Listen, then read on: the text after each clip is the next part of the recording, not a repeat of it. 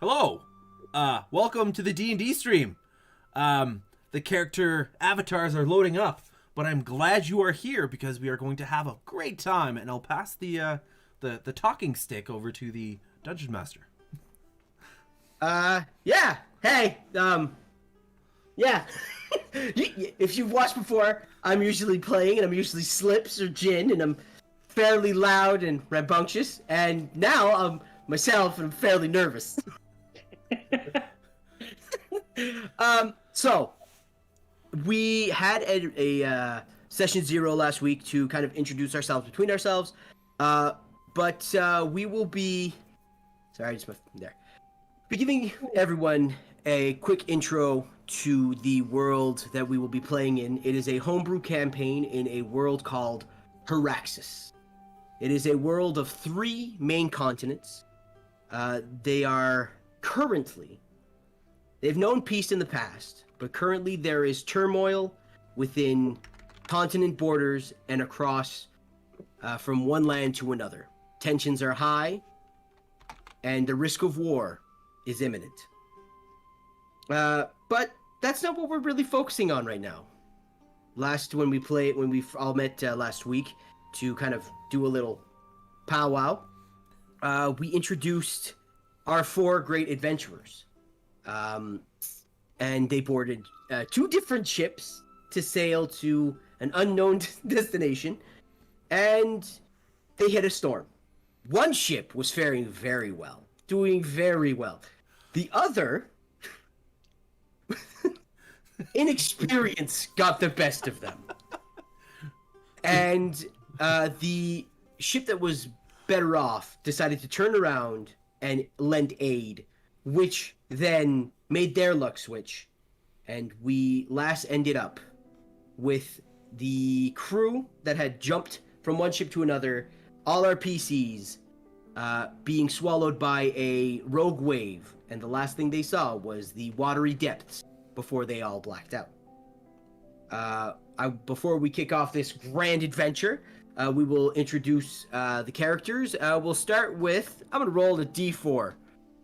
1 is Jordan, 2 is Justin, 3 Sean, and 4 Marshall. 2! Justin!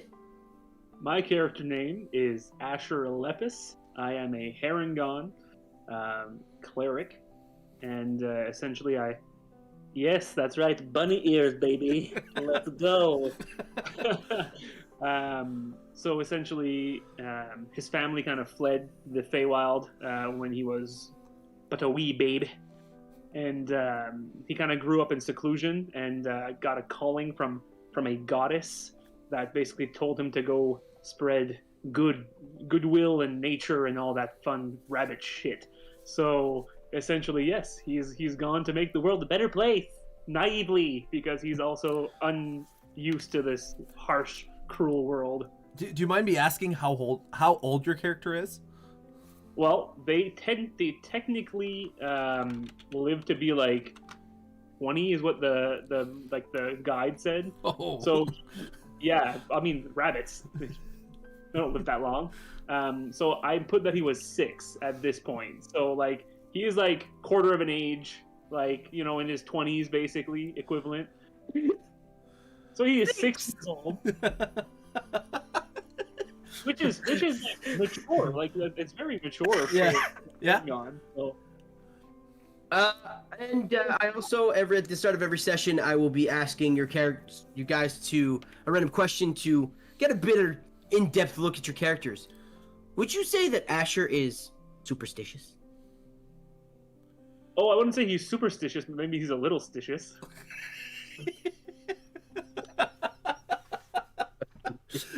Classic. But no, I would say that he is, because I think he feels like one of his flaws is that he thinks that the whole like multiverse is out to get him, because like so far his experience has not been great with like dealing with most people. Like it's been some good but a lot of bad.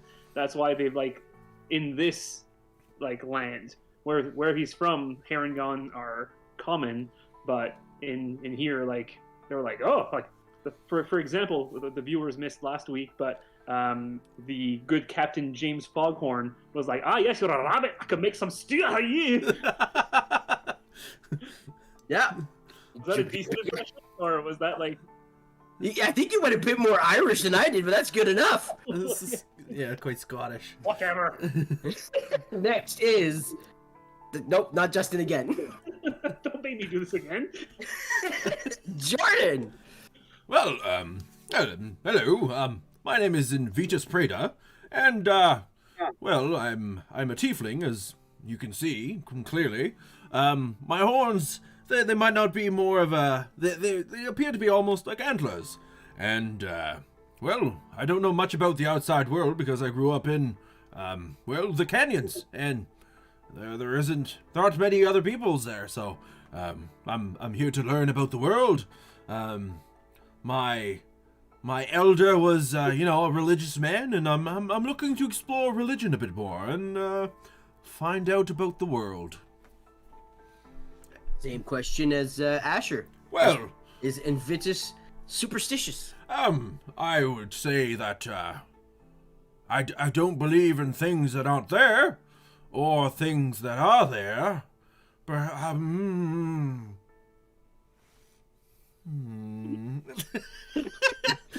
This is a tree. Is it real? Yeah, exactly. Question everything. Does it bark?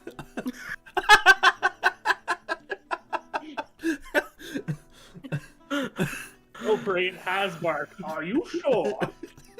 Okay. Fuck's sakes. And that is Donnie. Marshall, thrown to your way. Alright, hey, I'm playing Donnie the Portal. And I'm a monk. I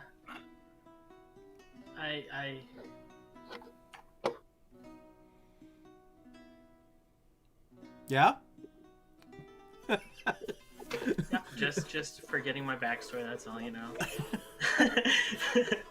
Donnie got amnesia. What? I said, oh no, Donnie got amnesia. Yeah, pretty much, eh? So I hail from a small town outside of Galcron, a city mainly filled with dwarves and gnomes.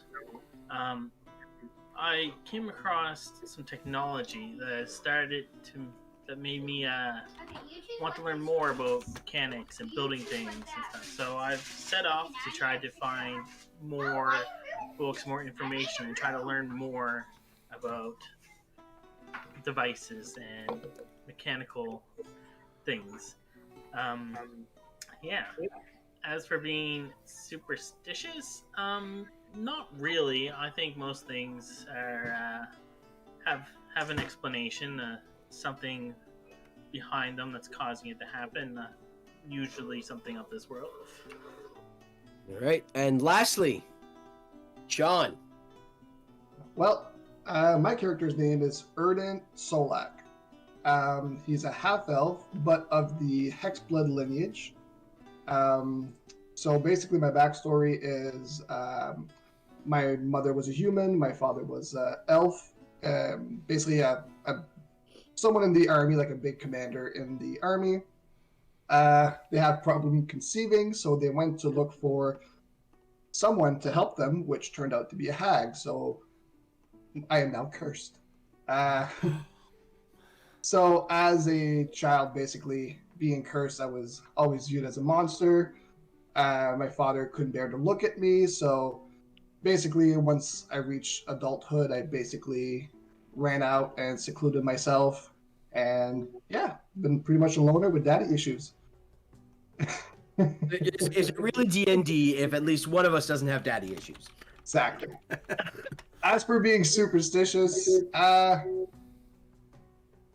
say it's probably a little stitious. I mean, being cursed and all, I believe there's something supernatural and all that, so yeah. Okay. So we now open up where the last adventure ended. A rogue wave came, took the wave's crest, and tipped it ass over tea kettle into the sea. the last thing you guys saw was the raging storm above you. We now open up on a new day. You all find yourselves washed up on the shore of a beach. You hear gulls. The sun hits your face. The storm has passed. It is beautiful. And as you lift up, your body's drenched still from the cold sea and covered in sand. You can see in front of you a dense forest. Strange thing about it, the first one to notice would be Asher. This is a dense forest. A bit more tropical than the one that you grew up in. But with everything in nature, there should be birds. There should be wildlife that you hear. But right now, all you can hear is, "Oh! Gee! The bitch took her down!" Christ! What did it? Glenn! And then you just see, like, as you turn to where the sound's coming from, you see the grizzled, leather coat, just like shaking his hat around, old sailor, Captain Foghorn, as he's screaming at his deckhand, be like, "Can we salvage anything, Glenn?" And you just see his deckhand just going like, I have to take inventory, Captain. But right now we should worry about Francis." And you just see the young deckhand on the ground. He's like, "It's just a bit of salt water. He'll be fine." So as that scene is playing out, you all wake up to the screams of the captain as you can sense the desperation of his ship and as you look into the sea, you can see, like, his ship is there. It's about, like, maybe 10 meters out and just sitting on the sand. He's just like, "Ah, my baby." Well, is that a normal part of travel by sea? I'm not very familiar. Is this like part of the journey? He looks and goes, no, it... Umberly was not satisfied with... Well, I'll be honest. Umberly was satisfied with my offerings. Could you please tell me what your captain offered to the bitch queen herself? Well, I did see him piss off the deck once or twice, but other than that, I think that's about it.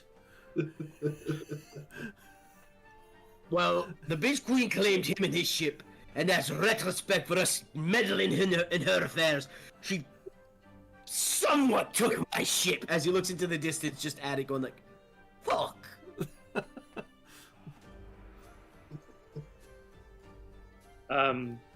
Asher's gonna essentially go up to the captain and basically just be like, I'm very sorry, Captain, for what happened. Are there any wounded?" As you say that, you see behind, you just see, like, Francis, the young deckhand. He's probably around, like, probably late teens, early 20s.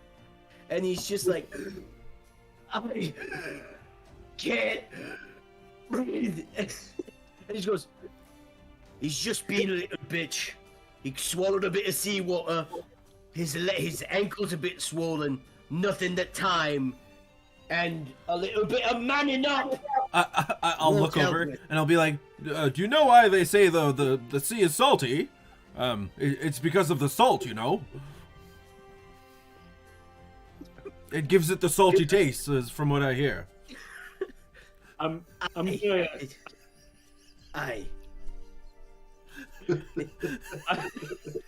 Great, astute observation. Oh, thank you, good sir.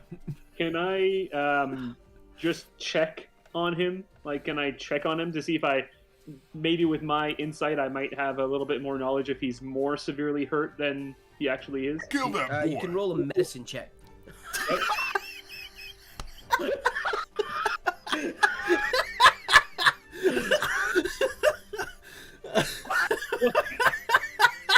Jesus Christ.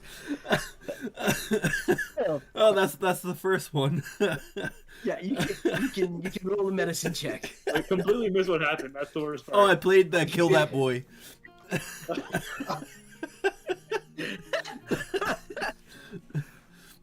Kill that boy. 19 plus 5, so 24. Oh, you look at it. He's got a sprained ankle, maybe like a couple bumps and bruises from being tossed about in the water with the rubble that's in the water, but like nothing that like by tomorrow he'll probably just have like a little limp.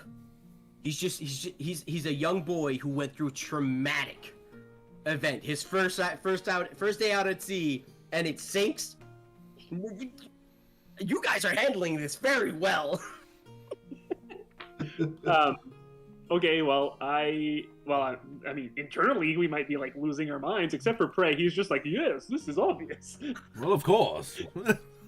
I'm just gonna like comfort the deckhand and be like, you're okay. Like it's gonna be okay. Just you'll see. As you say this, he like looks at you, and not to be that guy, but you're a giant rabbit telling him that it's gonna be okay. As you say this, he kind of like starts to stroke just like your cheek and just like, and his breathing slows down. You're small size though, right? I am small Asher? size, yes. I'm not a giant rabbit, but I'm not like I'm 5'5". If I'm looking at a rabbit and then at a herringon, that's a giant rabbit. Oh, fine, okay.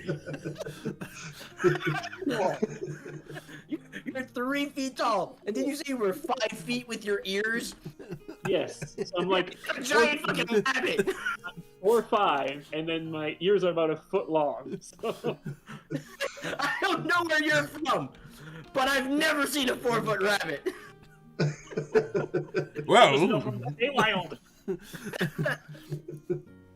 Yeah, so as you say this, he seems to be composing himself, taking his breath, like kind of starting to sit up. While these guys are doing that, Donnie and Erden, what are you guys doing? I was gonna say I'd like to look around the area, see if there's like, wherever we landed, if there's any like trails or if there's an exit basically out of here. Okay, you can roll either perception just to look, or if you're like investigating, you can roll an investigation. I'll do perception. 17 plus 4, 21. Okay. As you're taking a moment, like you sit up, you see this. Just give me a minute there. You see that, like Prey and Asher go and talk to the captain, and you take a moment to take in your surroundings. This island seems, aside from your rubble, it seems deserted. There's no like cart tracks, there's no beaten down trail or cut through the trees. This seems more like just random island in the middle of the ocean.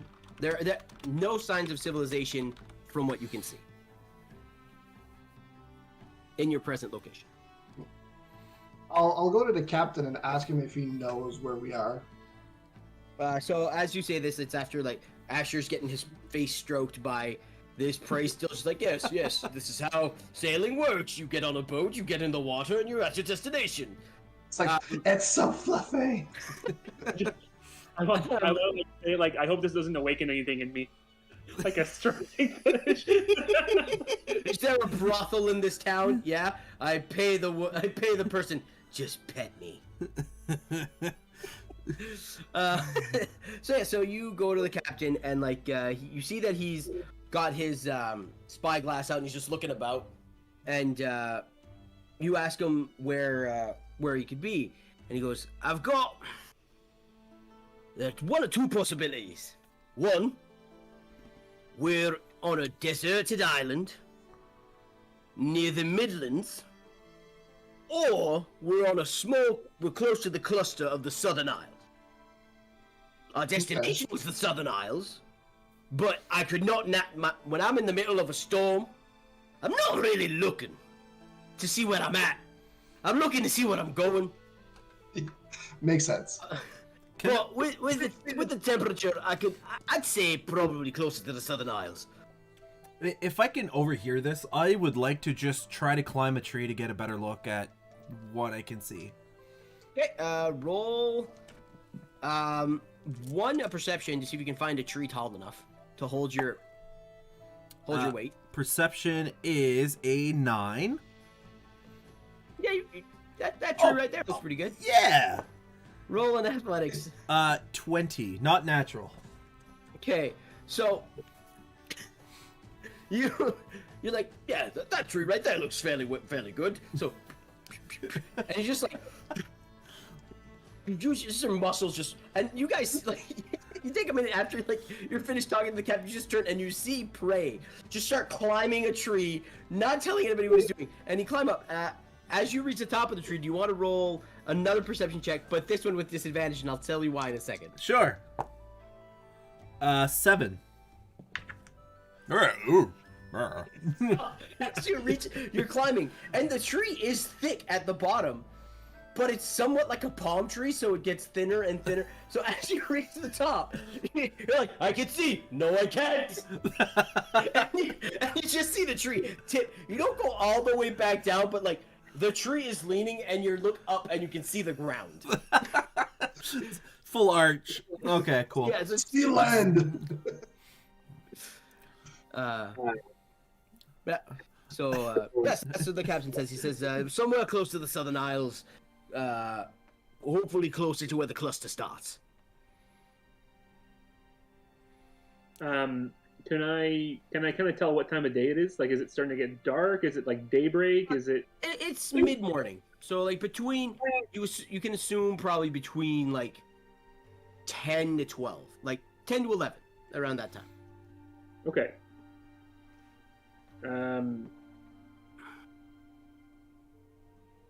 Well, I'm gonna say, like, I don't know about you guys, but I'm quite hungry. I might go look if I can forage some food. Oh, hunting? Of course. Well, not hunting. I don't hunt. I forage. Oh, well, no, you will not need to hunt. And I grab my spear with, like, the bone tip. I'm like, we'll make it work. We'll have some salad from your foraging and a steak from whatever elk I can find. I'm quite excited. So for the off the record, or I should say for the record, really, do we have our equipment? You guys didn't lose anything. Cool. And if you don't have something on you, just a little bit of looking around on the beach. Like most of the stuff got washed up on this shore. Okay. I forgot to ask that earlier. All good. Yeah, that's what I was going to ask. I had my bag. If not, I was going to go search for it. Okay. So as you guys bring up the thing about hunting and stuff, the captain goes, so if you walk into these wilds, just make sure you're careful. We don't know where we are. We don't know what we could expect. But me, Glenn, and Francis, the boys here, will stay here. We'll try to salvage what we can, take stock of what we got, and maybe we could repair the ship enough that we could sail out of here. It would take a while. So keep your eyes out for any form of civilization you can find.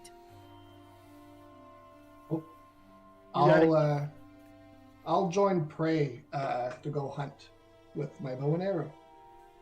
I would just caution from a wise old sailor if you're willing to listen to it.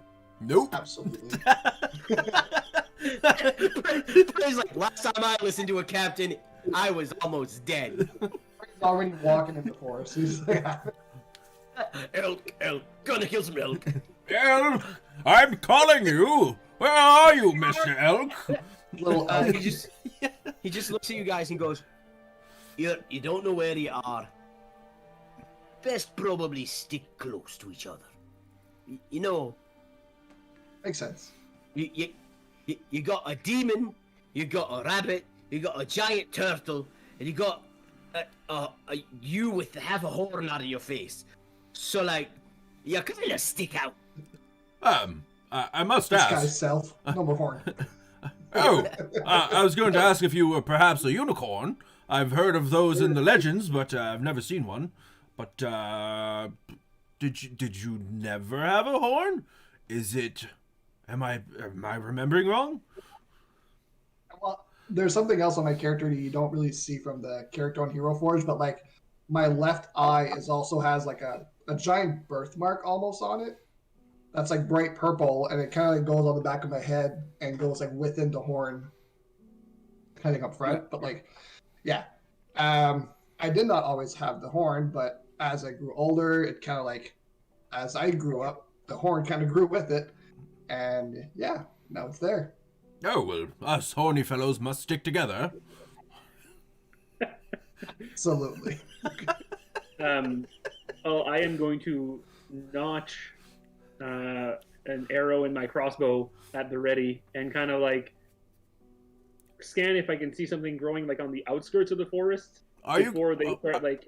Are you going to shoot a blueberry? It's for protection. Oh, right. Shooting a blueberry. Thunk, splat. Well, are we prepared to? Experience. Are we prepared to embark on the treacherous tale journey? I don't know what to call it. I don't write books, and I don't read them either. Let's go. Donnie, are you following them or? Yeah, I'll go with them. I'll go help forge for some plants. We're making our way in the forest. Could I grab one of my daggers? And as we're making our way, I just want to like mark some trees just so that we could find our way back. Well, you might be trying to kill the trees, but it's going to take more than that. Kill that boy. Kill that boy.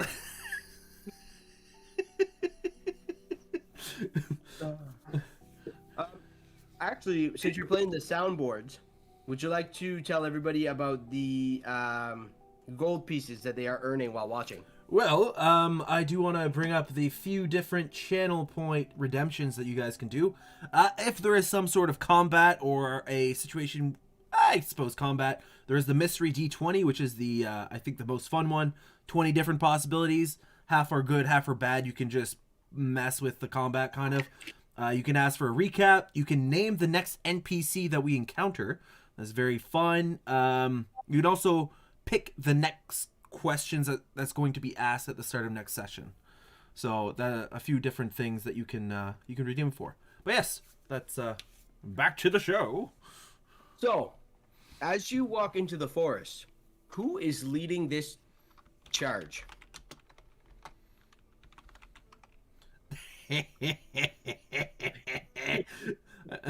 Dim's not it. I have the eyes of a fox, so I can certainly lead the way and find the elk, and well, whatever other creature, but likely an elk. I know elk. Hey, roll. One request: if you see a rabbit, please think twice before stabbing it, just in case you mistake it for me. I always think twice to never miss. Oh gosh. If you could roll a survival check because you're tracking. Okay. Goop. So the next NPC's name is Goop Hagendaz. Scoop Agendas. For survival, that is a 14. Okay. You're used to tracking. Fuck. Throws a wrench right into what I had planned a little bit. It's okay. I can do this. You're used to tracking elk, so you're looking for elk tracks. You're like, okay, it's kind of like a little C with a little V, and you're just like, you're scanning, and you're wandering deeper as Erden is just What are you carving into the tree, Erden? What type of mark are you making? I'll make like something that I don't have to like sit there and actually like spend like a long time carving. So probably just like a quick. Oh, you froze like, there. Slowly. Oh, can you hear me now? Yeah, I just heard quick.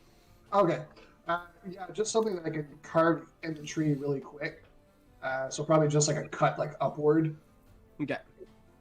Okay, cool. So as you're walking, just like every I'd say 20 so feet, you're just cutting. Yeah. And even though you're leading the charge, Prey, it's difficult for you because this is a heavily forest area, roots and vines, and just decaying leaves and all this nature that your canyon didn't really have. Well, thick forest means thick elk. Ah, good eating. I'm sorry. As you said that, I just imagine seeing an elk like jump and running and just hear. Yeah. Just the jiggle running away. That's a big elk. Selk. Yeah, that's one big elk. 2 Ks. Christ. Selk.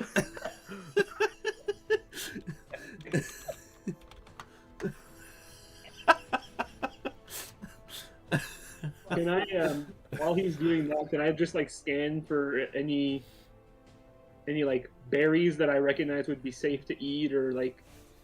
Sure, roll a. I'd say nature, Okay. but it's going to be a bit harder than normal because this is a different type of forest. There are some berries that are the same, but there's other berries that you could just be like. Ugh.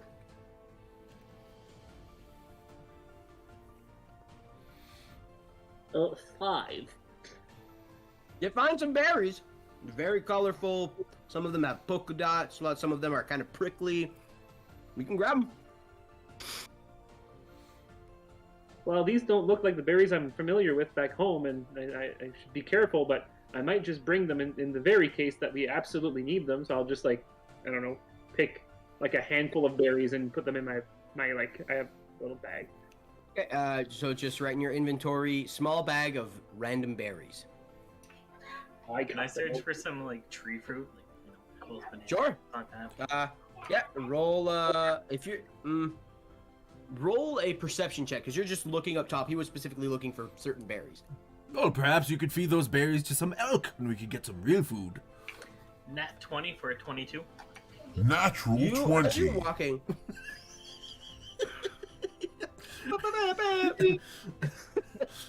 As you guys are walking through the woods, and like Asher just says, "Wait, give me a minute. Just gotta grab these," and he grabs and just starts putting stuff into the bag. Donnie just leans on a tree, and as you lean on the tree, you just see a banana fall down. You look up, and there's a nice big like stack of bananas. You're like, So if you want to roll an athletics to climb up and get it, you can. How high up is it? I'd say about 20 feet up. Oh, okay. Can't quite reach my quarterstaff. Well, I must say, I've never seen a turtle climb a tree. First thing for everything. First time for every time. Pray, how many turtles did you see in your canyon? Well, Canyon turtles, very common. I must say that I've seen a turtle shell, but also it might have been a rock. Not sure. And I rolled threw a it at 17. Yeah, so you take your quarterstaff, you like put it around, and kind of like how electricians is like hike their way up. You're just like, Mulan. Yeah. yeah, move on.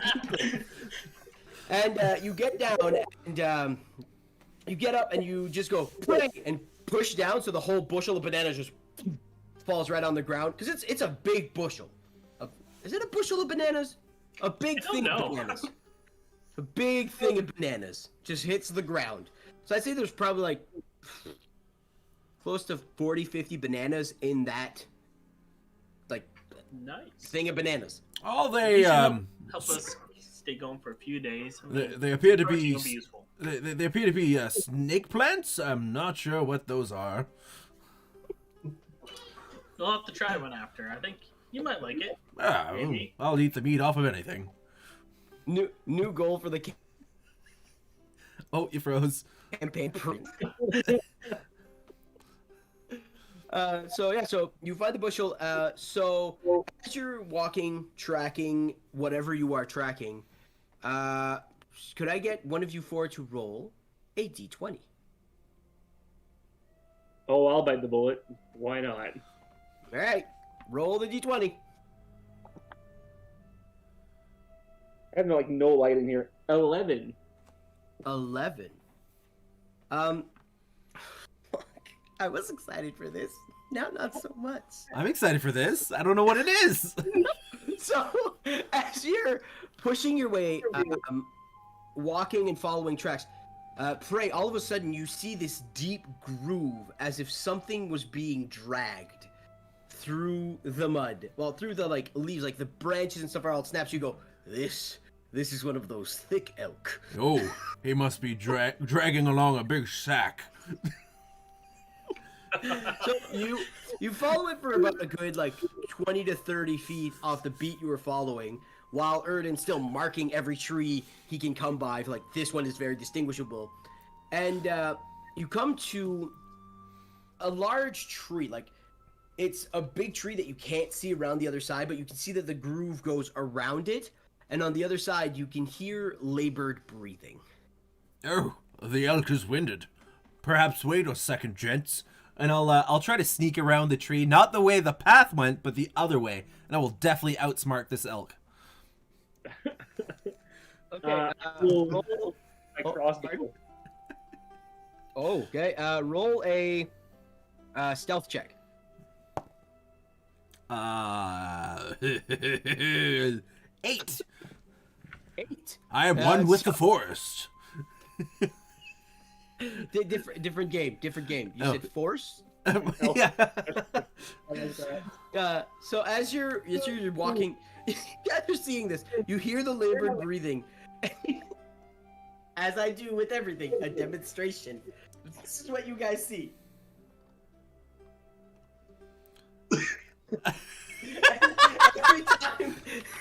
Every time his foot comes down, he's not really being stealthy. He's kind of thinking he's in the cartoons, going din din din din din din, but it's just crack, snap,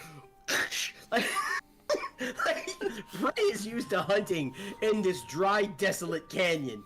This is some dry wood, and he's just snapping every twig. And you hear from the other side of the tree going, "Hello, who goes there?" What do I see? I'll keep seeing it till I see something.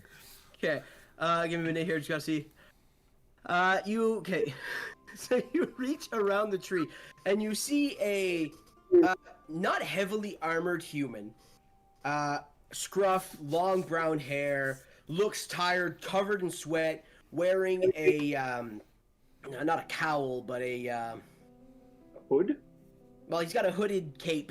There's a word for it. Can't remember what it is. And he's just Cloak? wearing leather. Yeah, cloak, leather armor, brown with furs and pelts. And he's just got a short bow, draws "Hello!" And as soon as you turn around, he's got a short bow, draws and goes, "Hello! Who are you?" Prove that you are not an elk.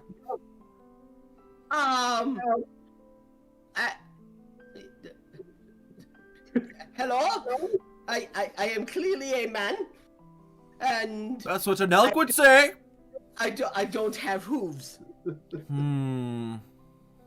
Good point. I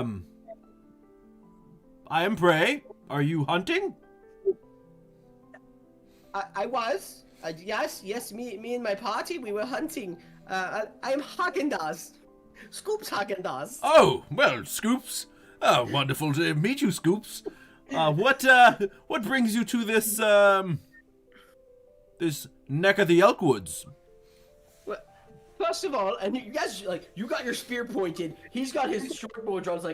First of all, are you alone?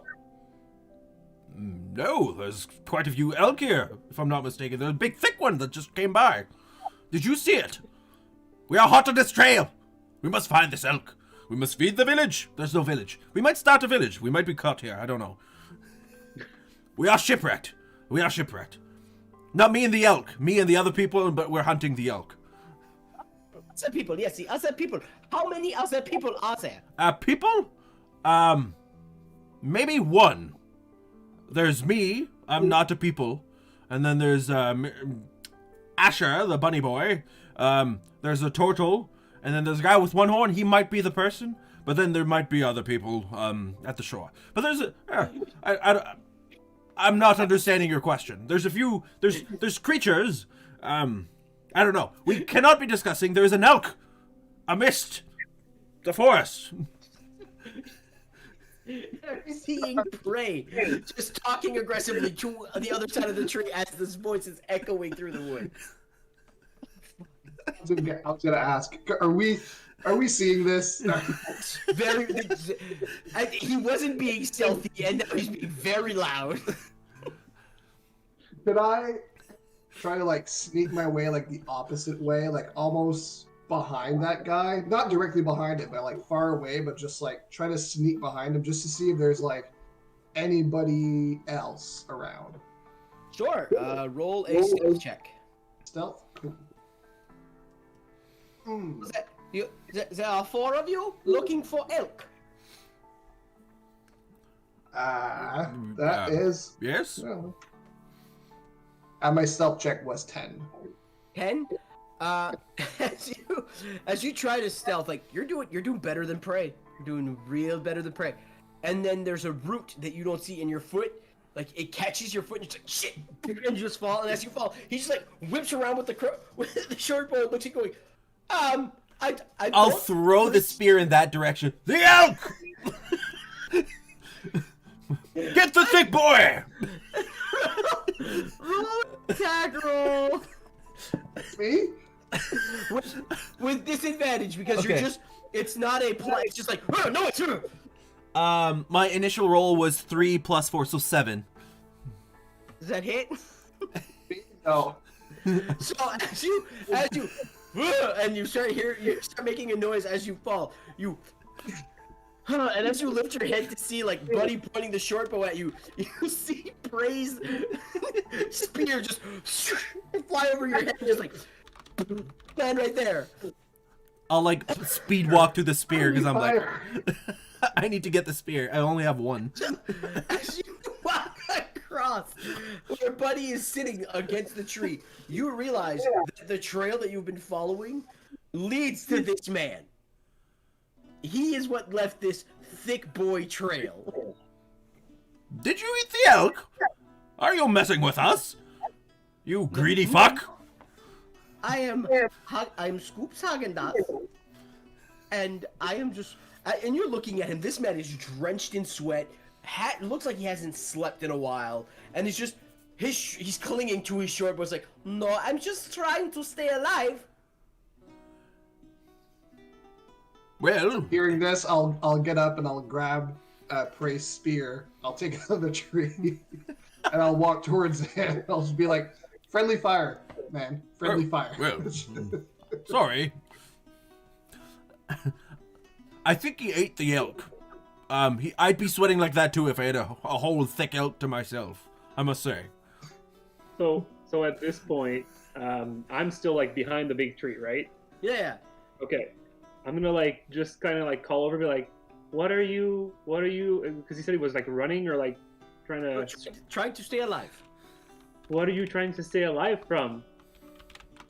Oh, you know, just hello, I'm Scoops Hagendas. I'm just trying to stay alive in the wilds of the Peltz Lane. The what?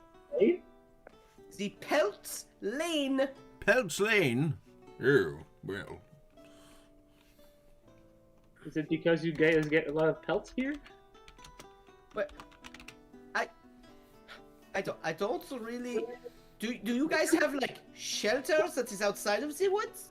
Maybe that would be more opportune to talk because we are literally yelling in the middle of a dense forest with many creatures. Well, That could pass at any moment. there's one elk less because it appears you've eaten one. What did you do with the bones? Did you just eat them? What happened? What made this trail? Explain yourself, Scoops. He looks at you and goes, "What? I will make you this offer, Mister Invitus, is as you called yourself. As you can see, my leg," and he points to his leg that he's had covered. It is very badly broken. and I cannot walk on it, so I had to drag myself through the woods to get away from my party, which was being accosted by an I would like that we get out of these woods, please. I'm gonna pop around the tree and be like, how many people were in your party? There was myself.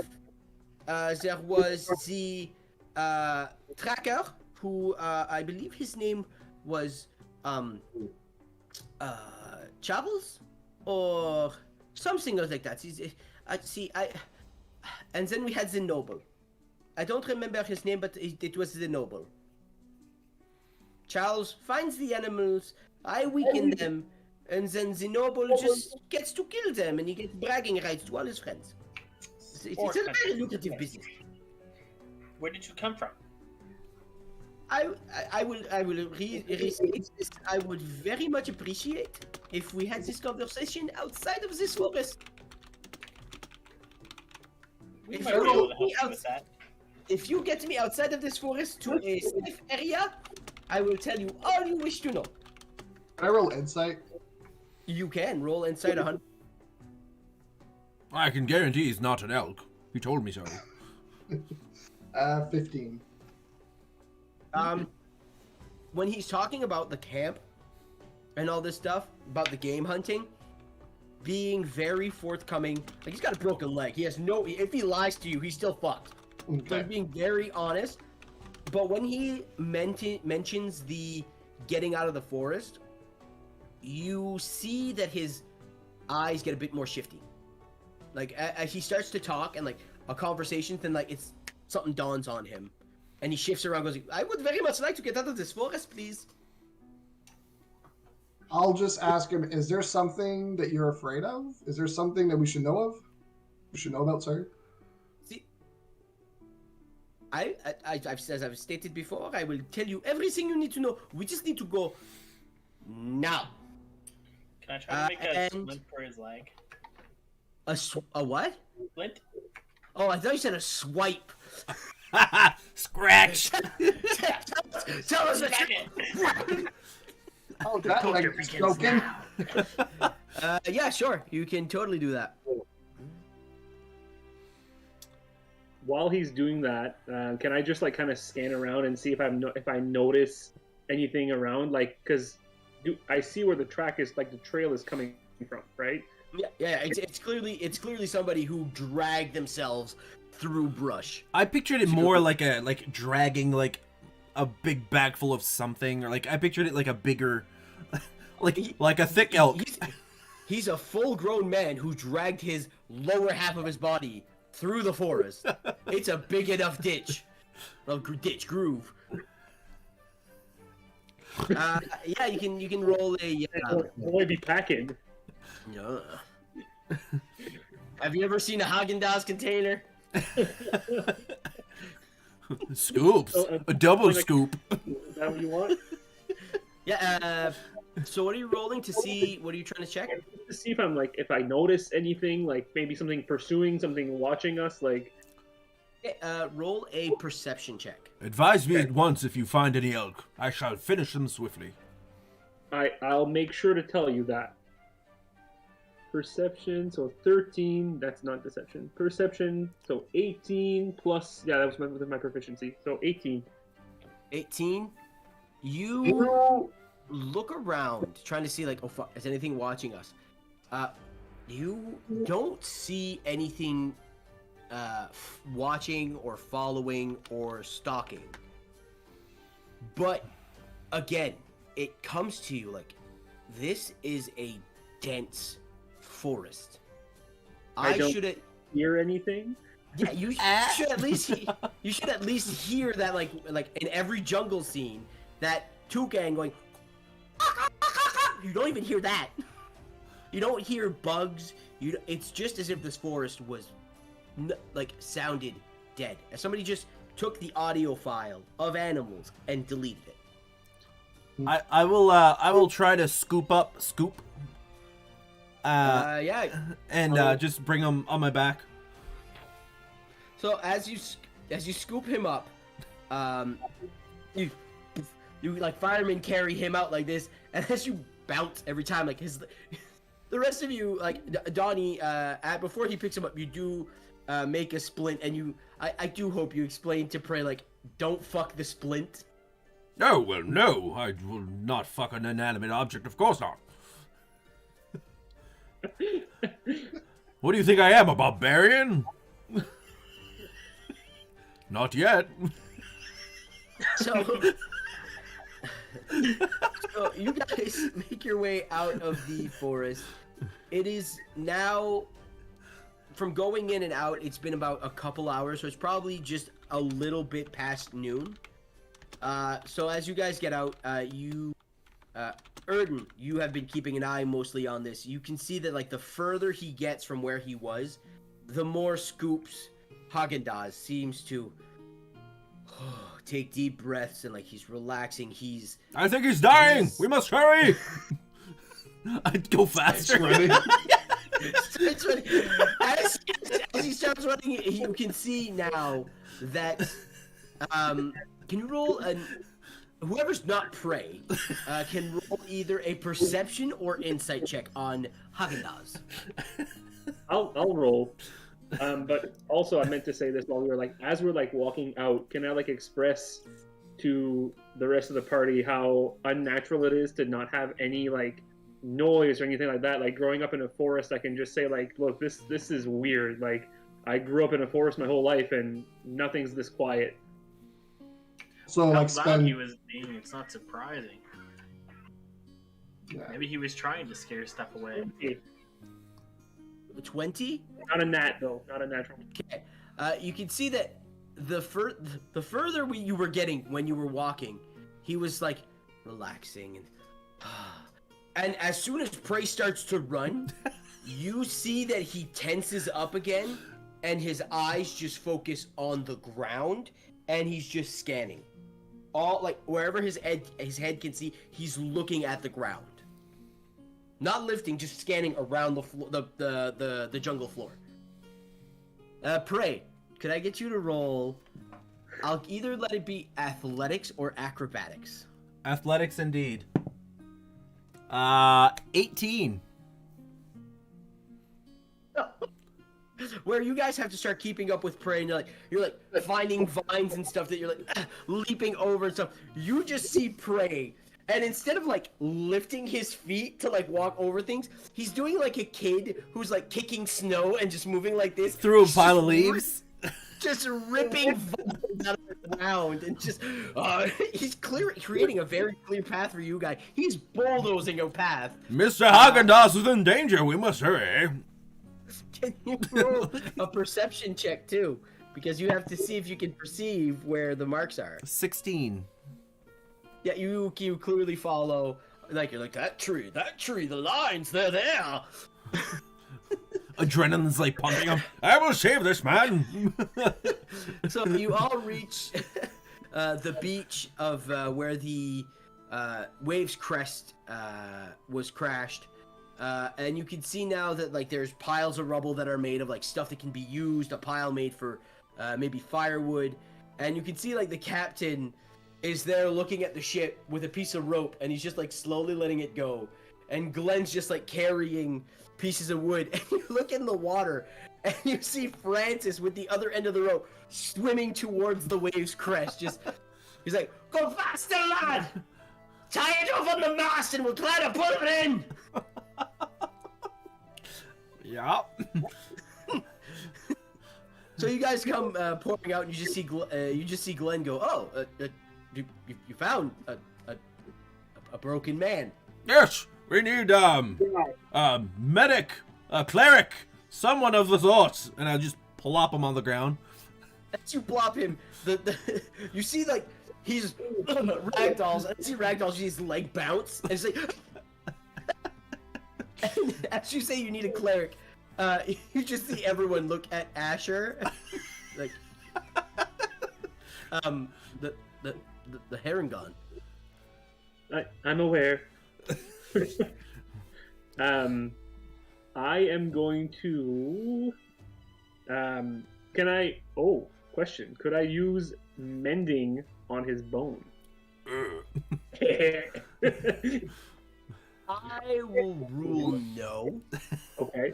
OP, definitely. You can certainly try. That's more of a lesser restoration kind of thing. You can certainly try. Daunting. Very hard. If you want to try the spell, use the slot. No, that's a cantrip. It's a cantrip, yeah. You can certainly try the cantrip if you want. I mean, at this rate, I could just heal him at this point. Kill I that guess. boy. I'll use healing word on him. Healing word. Okay. How much do you heal him for? If I remember correctly, it's 1d4 plus my modifier. Yep. Which is +3. 3. Isn't it correct? Oh yeah, it would be 3. And it is wisdom. 4 plus 3, so 7. Damn, 7. And with that, Mr. Haagen-Dazs, it's looking a little bit better. He's just like, you cast healing word, you see like where the splint is, and you hear you can see where the bone was protruding. And as you cast healing word, you see just the little lump where the pants were just Ooh. recede, and then you don't hear a snap but you see the bone replace itself, and it's still broken, just in place. So it'll heal. Can I try to catch it up, like the splint that Donnie did? Can I try to like reinforce that now? Like, Yeah, sure. You guys, you can do that as you are having a conversation with him. You see that Glenn sets up a campfire around where you guys are, and he's like, "I guess I don't think we'll be leaving here today." And he looks into the water. And goes, and Francis makes it to the boat. It's like, "Ah! All right, now climb the ship." And you just see Francis go, just defeated. yeah, just the captain's asking a lot of them. I'll ask Scoops. So, is there a civilization here? How did you get here? I don't quite understand. He like readjusts himself onto like a pile of like old scrap wood. And he goes, well, what this island is as I explained, it's called Pelt's Lane. It is a woodland paradise for all of the hunters or game hunters or trackers or anybody who wants to survive off of the land while hunting. So this is protected game land for the Southern Isles. How I came to be here is there is a dock on the other side of the island, and we ferry ships to bring us here. We stay for a certain amount of time. Once our clients are, well, for my end, once my clients are satisfied with the games they have killed, we ferry them back. Others come, they stay for a couple of weeks, they hunt, they track, they gather what they need to sell at Sellsport, and then they head back. Captain Foghorn, there's a dock on the other side. We should have landed there. You see this, Captain Foghorn is far enough away, he's just yelling at Francis, go, "Climb harder! Get out of the plank!" And they can see he's actually enjoying just yelling at Francis. It's just real fun for him. This inexperienced deckhand, just... You see, like, Francis is halfway up the ship, slips, sploosh! Ah! While the captain is yelling at poor Francis, could I like look over at Scoops and say, so do you hunt rabbit here? No, that would be more of the trappers. We come here sometimes for a wild boar. Sometimes, if we are lucky, the dire bears come out of hibernation. There are owl bears. Not very much. The population has dwindled since game hunting has been. The owl bear, it's very, sought after. It's a bear with an owl's face. It's something unique to kill. Exactly. Is what got your leg? No, this... I have been in a guide here for quite some time. And I cannot He takes a minute and he's like, you can see he's racking his brain. This man is an experienced hunter. And he just goes, the things that came for me and my troop. The best that I can tell you is they're nightmare creatures. They're... Nobody go to sleep, please. It's not safe. The sounds. So we were settling down for the night. We had a fire going, and we were laughing and talking about how the boars we had killed, and then we heard the ground break, and this screeches, a few, and then more and more. And then we were surrounded. And I ran, but they weren't big, they were small. But whatever got us,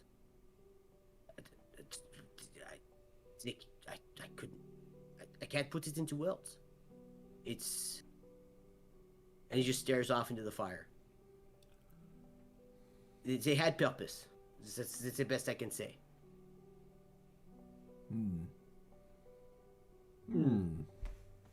Well, It don't like I want to encounter any of those. well, I feel like if we want to eat, we'll have to eat something. I'll ask Scoops, because it's like we were talking a while ago while we were in the forest. Like, you can't hear any animals at all, but yet he says that there's like people come here to hunt or anything. I'll just ask him if those, like, are these forests normal? Like, if is this forest, sorry, actually like usually this quiet? Now that you've mentioned it, no. This is usually, like, it's like any tropical island. You can hear birds, you can hear insects, you occasionally hear a wild boar screech. Like, this fucking island is an abomination with a wild boar. But now that you mention it, if I were to take an educated guess, is that they're hiding. Animals sense danger. That's why, and he points to prey, goes, ask the elk hunter. If an animal knows there is danger around, have fun finding it. It's going to run. I will have fun. It is the most enjoyable thing. Create a mini game where it's just like, kill as many elk as you can.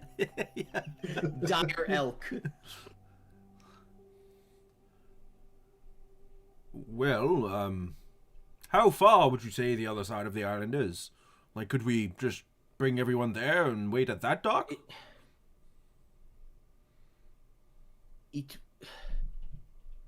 I would say a day to 2 days travel. Ew. Is that going straight through the forest, or is that like... I could guide you the way I usually take my clients, but it is a 2-day journey. And then he looks into the sea and he goes, or you can try to fix an entire ship, which will take you weeks. The choice is yours. Oh, I've heard of this thing called democracy, and I'm not completely sure how it works, but I vote. I think I'm doing it right. I vote that we take the 2 days instead of weeks, because I think that's less.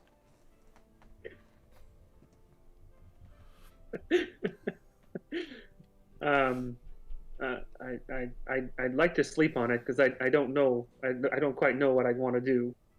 Sleep on the ship? Sleep on my decision. I'll ask the captain. Is it accurate? Do you think we could be here like for a couple of weeks before the ship is fixed? He looks at the ship where it's sitting in the water. He goes,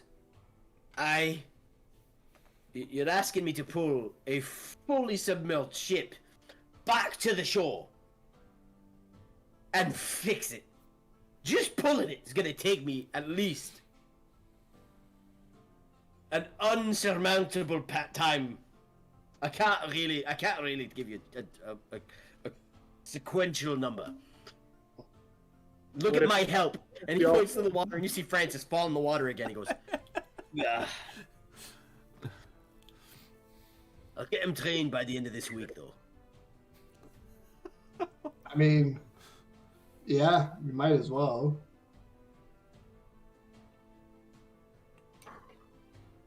Captain, you want to stay here and try to get your ship, or are you going to come with us over to the docks? The waves crest has been a very Floaty. good ship. They're floaty, for the most part. Good ship. She's done her too. But Humberley's claimed her. And if there's one thing I've learned from my time at sea, if Humberley decides it's hers, you leave it. You don't touch it. She wants it. It's hers. So I As will. you're trying to pull it to shore? At the time, that was my only option. Now there's another option. I am an old sea dog. I've got Francis. Splish.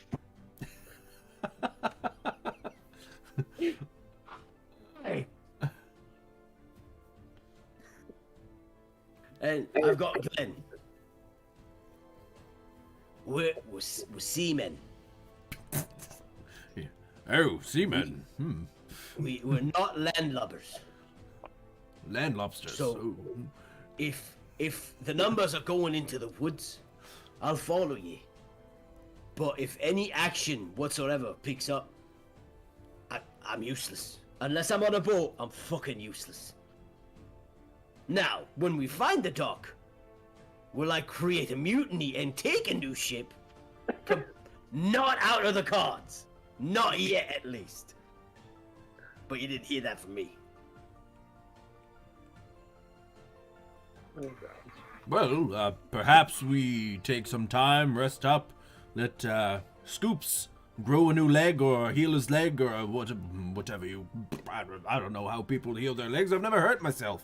And then we leave for the journey at the nearest convenience. Let me know when we're heading out into the woods. Captain Francis with the ship! Captain! I've only got a few more hours of this. You enjoy it. So, do we get like a short rest kind of thing? You guys can take a short rest or a long rest if you want. It is, just past noon. So if you guys want, you can take a short rest and then venture for half a day into the woods. Like with the guide or just like venture to venture? You can venture if you want. You can take the guide. You can venture, like start your journey.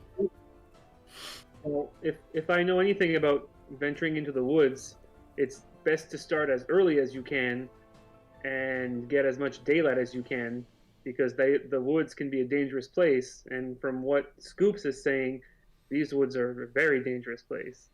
Well, would that mean right now? And then I grab my backpack and I'm like, No. I suggest we wait until morning. oh, okay. I suppose morning is after right now. So Correct. it's earlier. I just like sit down in confusion.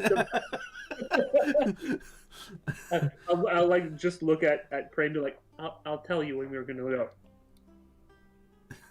If that's okay with everybody. Yeah. Okay, so what are you guys doing while? So you're taking a long rest? It looks like we're just gonna chill until night and then take a long rest and leave at dawn. Okay. I would like to keep watch and perhaps even yeah, I'll just keep watch. I was gonna say maybe I'll just go take a look at the woods, but no, I'll just keep watch. Did we manage to bring the bananas out? You did. Yeah. I was gonna ask for a banana. Alright, I'll pass bananas around to anyone who wants one. Thank you, Donnie. I'll take a bite with the peel still on. Jesus Christ, Prey. Fucking madman. And What do you think, Prey? which sorry, was that? So what do you think? Do you like bananas? Well, it's a bit soft. I must say, it's not quite as bloody as I expected. And Well, supposed to be bloody. go ahead. I was gonna say I'll also keep watch, but I want to because like where we are right now is like a beach basically. Yeah, you're on a beach shoreline. Yeah, so I'll just like go around like the beach, like go not really into the forest, but just like try to explore around, see if I can spot anything. I guess. Okay. So you're going just to like the forest edge, just looking, Yeah. trying to like see if anything's coming. Okay. And pray you're keeping watch, just generally. Yeah, and I'll do Armor of Agathis, and I'll basically like if we're just chilling, Armor of Agathis, it lasts for an hour. Short rest, Armor of Agathis, like basically just keep it on. Yeah. Okay. So roll. Oh, go ahead, guys. Sorry. You were talking. While they're doing that, I'd like to see if I can like, from what rolled up on the shore, I'd like to ask the captain if I can like I can try to make us a shelter for the night. You can go. Sure. It's not like if I'm gonna fucking use it. Just know, you might incur Umberly's wrath. She claimed it. It's hers. If it washed up on the shore, does it mean she didn't want it? You're the one who deals with the gods. I'm a believer. That's all there is to it. I've once before eaten some meat that was questionable. I wanted it, but I did throw it up. Now, did I eat it again? Yes, but that doesn't mean I didn't want it. I'm not sure. It's a philosophical question for sure. It's your choice. Me, Glenn, and Francis will try to pull the ship as close as we can to shore before nightfall. And if we can get it up, at least then we can use the ship's hull. Okay. As, I'll see what I can like rummage from what's on the actual beach, and maybe like if I can find like branches that had fallen or something like that while they're doing their checks. Wait a minute, I'll do 3 strength checks. That wasn't on the box. Yeah. So, as you are like, you guys are scanning and like watching and all this stuff, you see like Francis tries a couple more times, can't tie the mast. So he pulls Francis back, sends Glenn. Glenn's just swims up, climbs the ship, no problem, ties it. And then you see like the captain's looking like, all right, gotta figure out how to pull the full-blown ship back to shore. And then you see that he like Mickey Mouses away with the rope around a tree. And he's trying to gain like torque. It takes them the whole fucking like the rest, well past dusk, to get. But the ship is like just crested onto the beach. They're out of breath. They're fucking worn.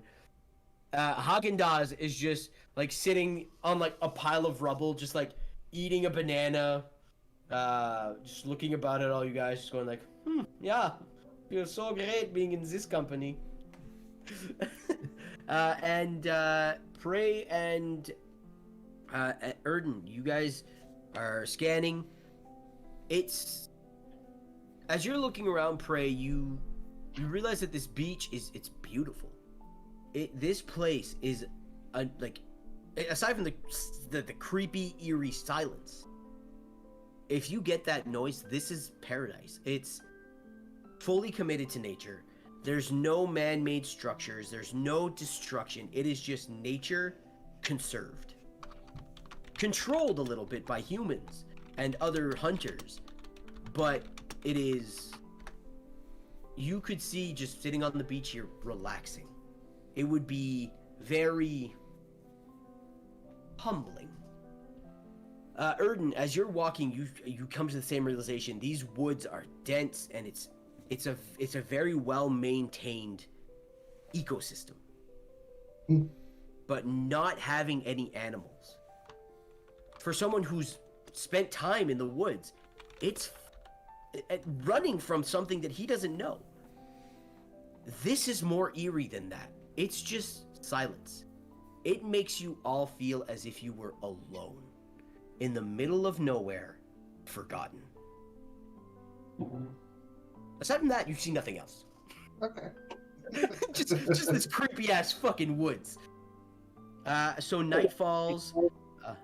There's a campfire made. Are there watches? You guys going to sleep? Have I rolled for shelter? Have I tried? You walked away and I said that. So yeah, so they pulled the ship back to shore, like they said. It takes them well into dusk, and all three of them are just fucking beat. So like you can use the hull of the ship, part of it, for cover, for like shelter for the night. I could take first watch. I don't mind. Haagen-Dazs goes, yeah, I will stay up all night. I'm not sleeping. I will take the fatigue. I'm not sleeping till I get the fuck off this rock. I'll suggest that we do a watch in pairs. So I'll stay up with Prey for the first watch. And Haagen-Dazs. Haagen-Dazs is just over there. Yeah, I'm not sleeping. I'm not sleeping. It's as easy as that. I am not sleeping. I'll take second watch. I'll stand on the the closest point of the ship facing towards shore, and I'll just hold my spear and just stare Into the water or into the woods? into the woods, like towards shore. I'm assuming we're safe from the water. If a shark wants to get us, it'll have to hop on. But do you know that though? Oh, there. You don't know about those land sharks. Street sharks. I'll while he's doing that, I will definitely have my crossbow ready and kind of be looking in the same direction, like not necessarily the same direction, but close to it, I suppose. Okay, so you're going to be looking are you on the boat or on the beach? I am. Let's go with. Is there a place on the boat that I can get a good vantage point? Like. Sure. It's pretty close to Prey, because the way they did pull the ship on, the ship is tipped, so like the mast is on the shore with a little bit of the peak with the pointing on, but the rest is still in the water. Okay.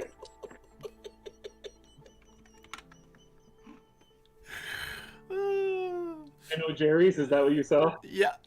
Yeah, I was waiting for another redemption because I honestly wanted to be like Benedict O'Jerry is what I wanted his name to be, but he beat me to it. So the ship is tipped enough that the mass is sticking up So basically, over it's land. as if this is the body, this is the thing. It's as if it's tipped like this. So this, the mast and stuff are on the beach. So the cover you guys are getting is the sails that are pulled out, kind of like a giant tent. Oh, cool. Okay, so I'll try to stay at the highest point that is stable.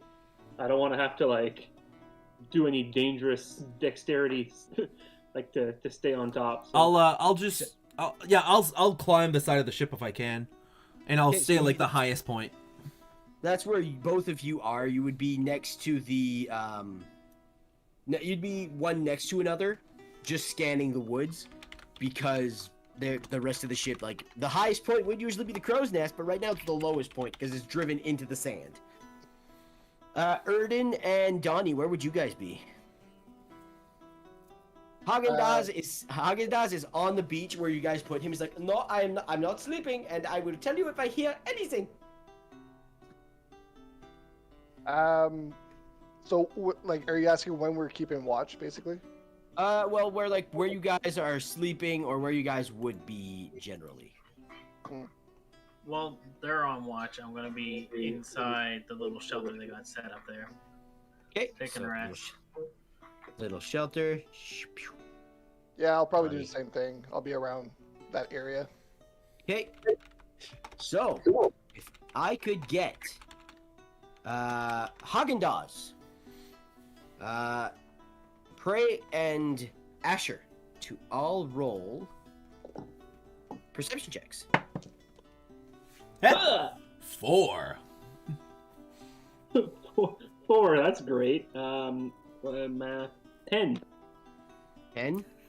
Okay, this makes somewhat sense. So as you guys are keeping watch, it's getting dark. The fire's dwindling out. The map I have is well lit, but it is it's dark. So it's dark. It's the freaking computer keeps dinging. It's dark. Usually around this time you could start to hear crickets and just night beasts, but again, all you hear is the wind and you hear a bit of snoring from Captain Foghorn. Just Probably sounds like a foghorn. yeah.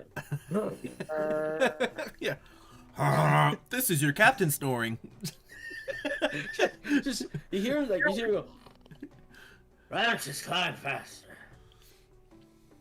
From the decks, boys. Like he's avidly speaking, and you look around and it's just this clear night, quiet on a beach shore, and then you hear Haagen-Dazs going, pray, Asher, I would very much appreciate to be on the ship now. Pray, Asher. Do you need a hand? Can't you crawl back, or you managed to get through the forest? As you start saying this, you can see you guys are higher up, and he's sitting where you guys put him on the beach, close to the shelter, because he didn't. Yeah, and you see he just and starts crawling towards the ship feverishly. And okay, give me a moment. Does he have a little bit more mobility? Or? His leg's still broken. It's just placed. It's going to fuse properly. It's just not broken like this anymore. It's like this. I was gonna go find him a crutch before he made a comment about the company he was stuck with. Try mending now. Yeah. Like a while ago when you said that, the phone was like this. I was like, do mending. And It just heals. I've just made a cripple. His leg's 3 inches shorter on one side. It's like, oh no. Hobbles away. Yeah. Use as a piercing attack. So you guys, you're seeing him crawl as you begin to hear a sound that pierces the silence. It sounds like it's weird. It sounds like a clicking and a digging, and then you just see Haagen-Dazs start screaming in pain as you see 2 holes appear behind his legs, and you see perception. They did pop out. They did roll really good self past your perceptions. So you just see 2 little forms grab his legs and just start dragging him backwards into the dirt. But the thing is it's dragging him in separate directions. So I'm gonna get them to roll some strength checks. When I hear the screams, I'm going to definitely get there as fast as I can. Oh yeah, but this is. Oh yeah. Oh shit. Oh no. So as you and you jump and you're knee deep in water and you're fighting the water trying to get to him, and you see these 2 forms just pulling. You see Haagen-Dazs just grabbing the side going no, and you just begin to see, and you hear the screams get louder and louder as he gets pulled in 2 different directions into the ground. And now the skittering, clicking sound you heard a few seconds before that happened, now that you jumped on the ground, hear a couple more start up. And with that, I get everybody to roll some initiative. Oh, first initiative of the campaign. Oh yeah. I can't 7. do that. It's copywritten. Yeah. So Alright, let's so you said change the playlist here. Okay, I need some 40-20. I got a 4. Alright, give me a minute there. Just gotta roll some initiative. Alright, holy shit. Why did I never start? Why did I never put my initiative? It's Oh your my God. dex. It's your dex modifier. Okay, Well- so 2. 25, to 20. Just saying that we are susceptible to the mystery D20s. We are 15, 10, 10 to 5, 5 to 1. Okay, so 25 to 20. I can actually, that's right, I don't need to write down initiative. I can use roll 20. Ah! That's right, I can do that. So, give me a minute. Oh, yeah, okay, pray. Turn order. Sure. Yeah, this is the fun part of D&D. Adding people to their turns. So he's gone now. I can delete him. So that's my 4 PCs. And then, where are you? I got, there you go. So those I will put on the GM layer. Add a turn first. Oh, So I did start a prediction. Will Scoops survive the night? We will find out.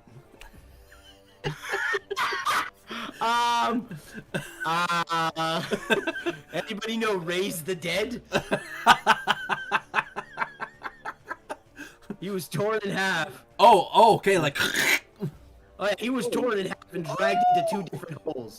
Okay, you said it was like being told by both directions. You never said he was just like, bleh. Oh. That was the strength check that happened when Prey went to look. I will choose the outcome of this prediction as... He is very dead. Yeah. Across the room. Would it be half and half? Yeah. All right, Which half dies? Find out So next episode. What did you have, Prey? 7. If you add it, I should be able to add it myself in the roll 20. Oh yeah, because I don't have you guys there yet. Players and Holy shit! It's a map. The map is huge. Oh yeah, Nice. Asher, what did you get? 4. 4. I miscalculated earlier. 4. Oh my god, guys, don't tell no. What did you get there? Dirty 20. Oh, I was lucky. All right. So we see this. Oh, that's closed now because that don't work. Okay. Well, I'm close this. Yeah, I can just close that because that's not important anymore.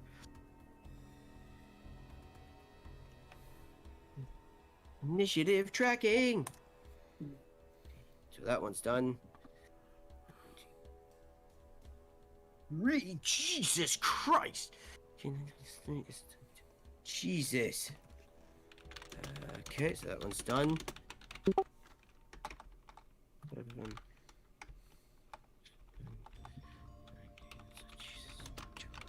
Two, and then 8 plus 3 is 11.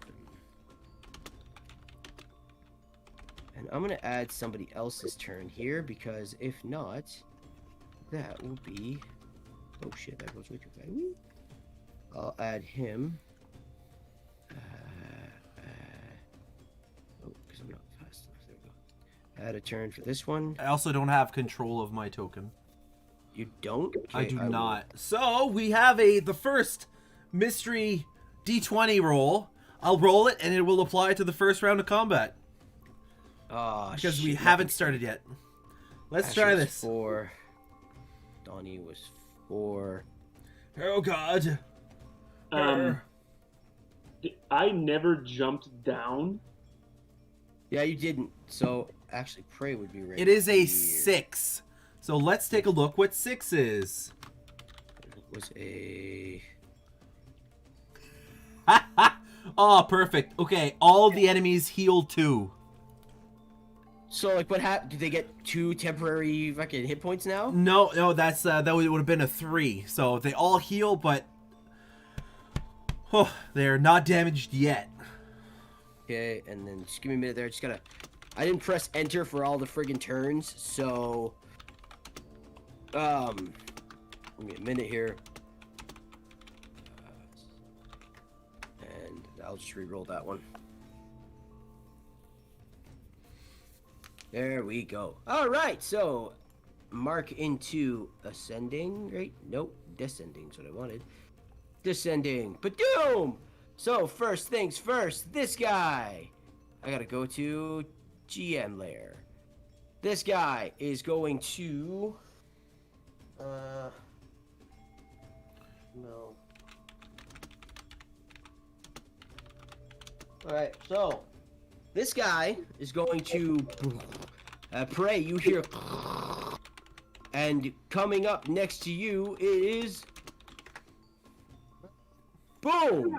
This thing decided to pop out, and this is, it's kind of like a spider, like with an armored shell. It's got a bit like, you know how spiders sometimes have fur on their like limbs? Yeah.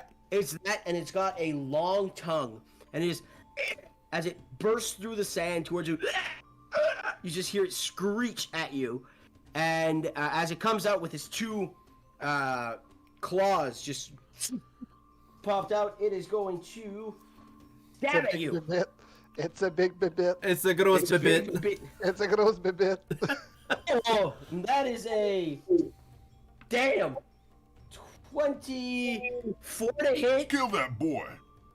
Is that hit? That is a hit, yes. My level 1 warlock does not have 24 AC.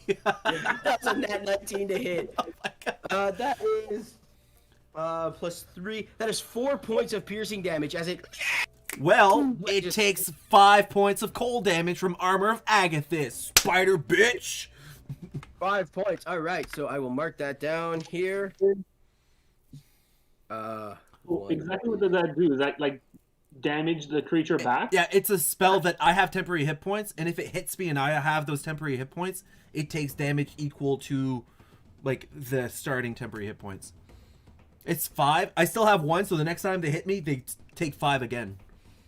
Okay, so as that happens, Jordan, Yeah. you turn it this one, and it drives right into you. And as you turn to face this one, the armor this right onto that one next to you, that one pops out and just drives like it's one of them has its claws into you. The other one just and drives them into you. Fuck. So this is another roll. I'm terrified of spiders with vocal cords. Normal spiders are fine. Spiders with vocal cords, terrifying. Oh yeah. Like what the fuck? An 11 to hit. That is on the money. 11. Yep. Okay. That is. Oh, that missed. I won't not count that one. Missed the ball. Ah, it's another 4. That's gonna hurt. That is 7 points of damage. Cool. It takes 5 cold damage. Spider bitch. 2 takes. You said 7? Yeah. Oh my God. Yeah. These things don't fuck around. Arrow. So, next. So as it goes, bones just pop, and as you do this, just I will say that both jump out and both stab you at the same time, as just like, arr! And you see like the armor back, this, and these two things just get it under the ground, just get and you can see like they're a bit twitchy and a bit like flaky, but they're good. Like they're wounded, but they're still up. And now, Erden, as you get woken up by the screams that would have been like right by that wood pile that was next to you, that is where Haagen-Dazs was dragged down into the ground. So you would have been woken up by his death screams going. And now you're woken up by Prince going, oh, what the heck? Vocal spiders. And you just, what do you do? Well, I'll move. I can't control my minion, Okay. but What is going on here? Are they on the? What is going on here? Give me a it moment. might not just be like controlled by. They might not have the player. They should, because I did all of this, but I'll do it again here. Yeah. It's a quick fix. So, okay. Oh, that would be why. I know why. I'll be right back. I clicked on the wrong things. I mean, just For now, Connor could just move them for you. Yeah. You can control that one, I'm sure. Oh, there's another Asher. Should be able to. Oh, damn woolly spiders. No, but sometimes I have to like refresh the screen. Yeah, because these ones are controlled by Sean D. Yeah, so that should be. These ones should be good. What I'll do, I'll just exit the game, come right back in. No! There appears to be another Donatello. And then Invitus Preda. I changed my name. Not too worried about it. Yeah, There you go. it doesn't let me control it, but it might. It Can did you control yours? No. Jordan? I cannot. That's fine. Just for now, let's just. Yeah. Show me with the like this thing where you want to go. Yeah. 1, 2, 3. I'll try to go like out of the sand. Out of the where? Like the sand that's around me. Like just go on like the grass part. Oh, like up top? Yeah. Like right about here? Yeah. Around there, yeah. Okay. And I'm going to use my bonus action and cast Hex on this one. On which one? This one? The first one that popped out. Yeah, so that one. Okay. And I'm going to try to shoot it with my short bow. I will put Hex, so we'll say that this one's Hex. Okay, so yeah, you rolled a hit. That's a 15 plus. Ooh. Short bow plus dex, so 20, dirty 20. That hits. Roll damage. So, do you want me to roll them separately, like the necrotic damage and the... Yes, please. Okay.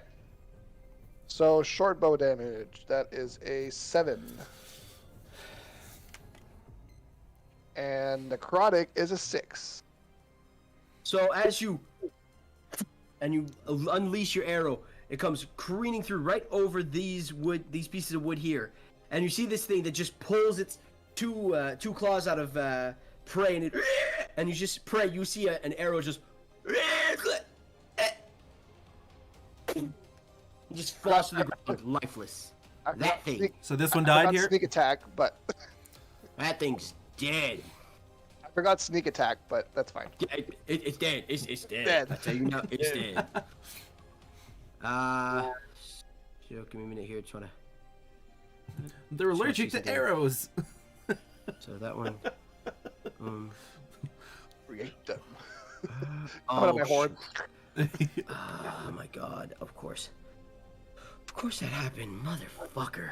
Since I deleted your tokens, it got you out of initiative. Oh. It's okay. It's been a while since you've used Roll20. It has been. It's been like over 2 years.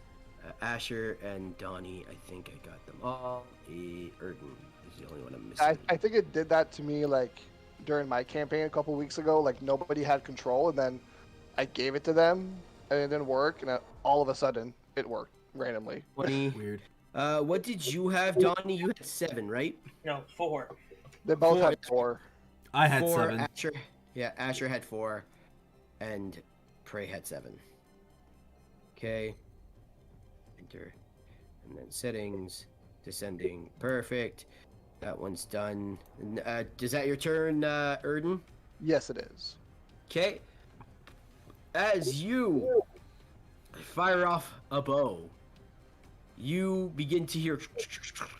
Kill that boy. And from this side bursts out one of those fucking spiders, and it goes to take an attack on you. Oh Oh, they no! were just insane.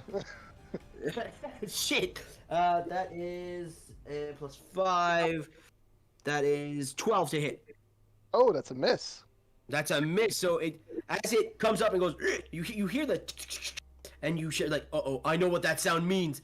And it goes, and it comes up to drive its two little spikes right into you. You just jump out of the way and it just drives them into the ground. And as it drives them into the ground, you see it looks right at you, and it starts to burrow into the ground again. It's like flyby. No. Is it? And Does it have it can What? it leave without opportunity attacks? no, you can take an opportunity attack if you'd like. Can I use my dagger if I have my bow in my hand? It's a short bow. Smack. I don't know. Or I could try to shoot it with disadvantage. You can certainly try to shoot it with disadvantage. Because if you want to take your dagger, the only way to allow it is if you straight up just as you dodge, throw your bow to the ground, which then would take a bonus action to pick up next round. Yeah, that's fine. I'll try to shoot it with my bonus action. Disadvantage. What the fuck? Yeah. Sounds good. It's a 10 disadvantage. 10. As it starts to burrow, you just unleash an arrow as fast as you can, and it's like claw just smacks it out of the way, losing it into the woods as it starts just digging and vanishes beneath the ground. Cool. It is now that thing's turn. Passive perception. So let's just see here. My health bar is lower than I like. I'm trying to get there. Level 1's a little bit squishy. A little bit. So you guys, where would I want to put that? So, the fight keeps going, and yeah, it is now Prey's turn. Prey, what would you like to do? I would like to fuck up a spider, please. I will attack with my spear. This is gonna be a natural 20. No, it's not. 14 plus 4, 18 to hit. It does hit. Oh, 6 plus 2 damage, 8 damage. So, as this thing comes and like pulls its two claws out, Armor of Agatha is just shooting all the crystals. You can see it like gets up, ice crystals still clinging to its form as it starts to, like loosen itself from the icy grip. You see that it opens up its chest, and you just go for the heart, and you just jab your spear straight to its chest. You pull it out, falls dead. Critical failure. Wow. Oh, actually, you hit the wrong button. Kill that boy. Kill Kill that that boy. Cool. And my fiendish patron grants me 4 temporary hit points for killing something. So That is true. that's something. So let's And see. those stack? Like, do those like continuously stack? No. You can't stack temporary hit points. Imagine. You can choose to replace the ones you have, but they don't stack. Donnie, you hear,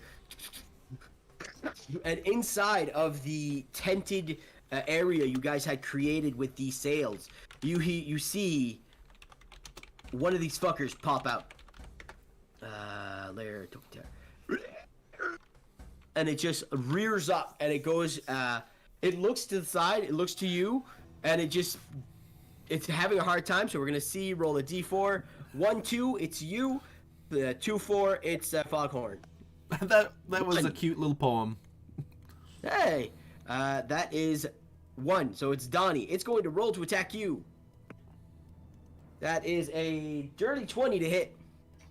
Yup, that hits. That hits. All right. Damage. That is 2 plus 3, 5 points of damage as it just finds that soft spot right in your shoulder and just drives both its claws into your shoulders. It pulls back, and it just looks around. It's like, and it stands there. Is it smart enough to weigh its options? It is not smart enough to weigh its options. So it's gonna try to burrow into the ground. So you and Foghorn both get opportunity attacks. Foghorn doesn't hit. That's a 4. He did say he was going to be useless. He did. They're all exhausted from pulling a ship to shore. A 17 to hit. 17. It hits. Roll damage. Kill that boy. 8 damage. How much? 8. Oof. Oof. That thing goes as it starts to dig. You just wind up and just fucking crack it, and you see its armored plating just split as it just starts to like bleed, and just dirt's getting into it. And as it's going deeper into the ground, you can just hear it echo from this 2-foot hole going as it digs deeper into the ground. Nice. Foghorn Oh, sorry, it dug into the ground, so I gotta move. And you guys don't see it. Foghorn just goes, what in the fuck are those? See Donnie don't know. do this. I've never seen something like that before. And he's just holding his scimitar, just like looking around, listening frantically. Asher, it is your turn. So do I have any of them in my line of sight? I just rolled another check because I've been rolling a check, and it finally rolled low enough for your fucking passive perception. So as you are watching your friends being accosted by these insectoid monsters that screech, you hear from above. You look up, you can't see anything. It's the thick elk. You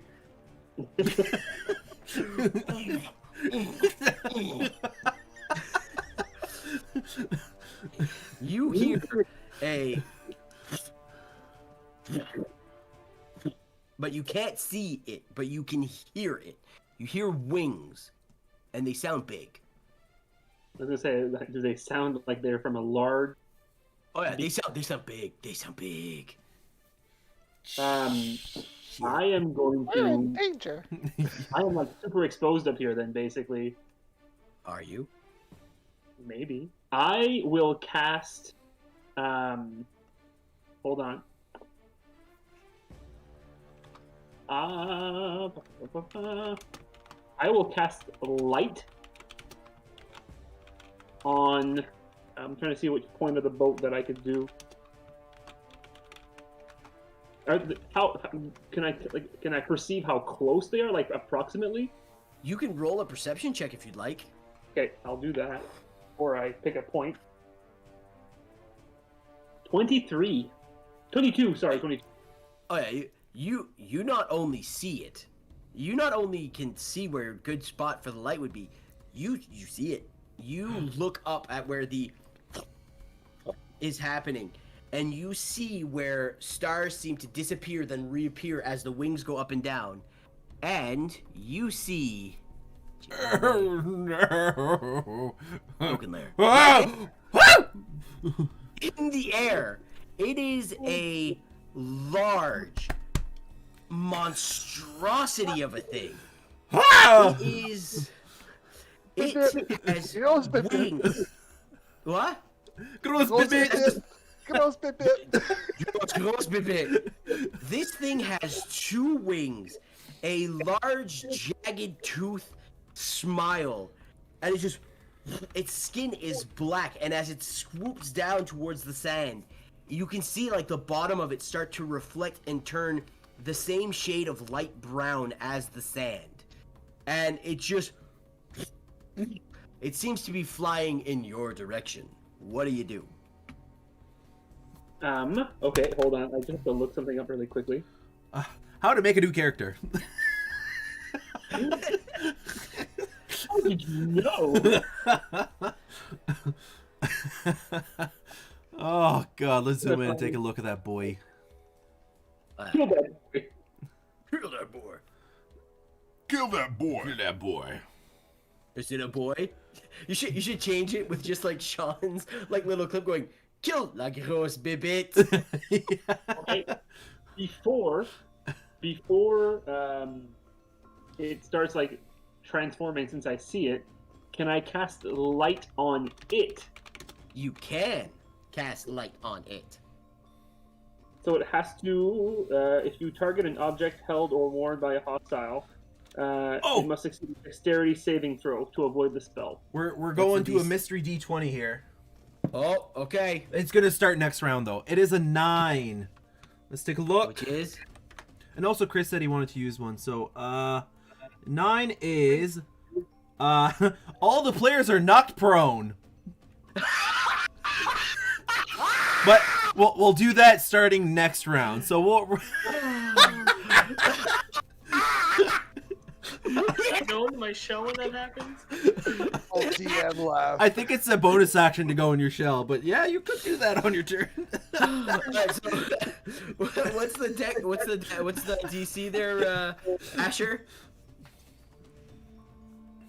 Asher? Just a second. I'm not looking in the right spot. Do I not have that? Light 5e. I don't know if there's a dex saving throw to avoid the spell. So it'd Okay, so I'll be 8. roll it. So it'd be 13. 13? Yeah. It's 8 plus proficiency plus your wisdom modifier. So 13. Dex saving throw. Nope. That thing is lit up like fucking Chinese New Year. Lit! You now see it. Its skin, now that the light reflects on it, it seems to take on kind of like a chameleon.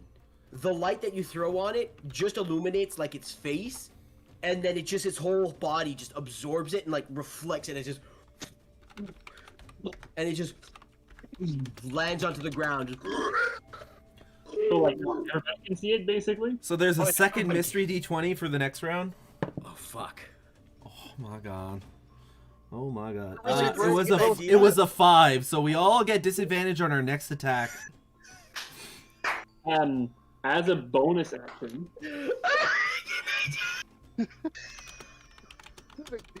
Jeree right there.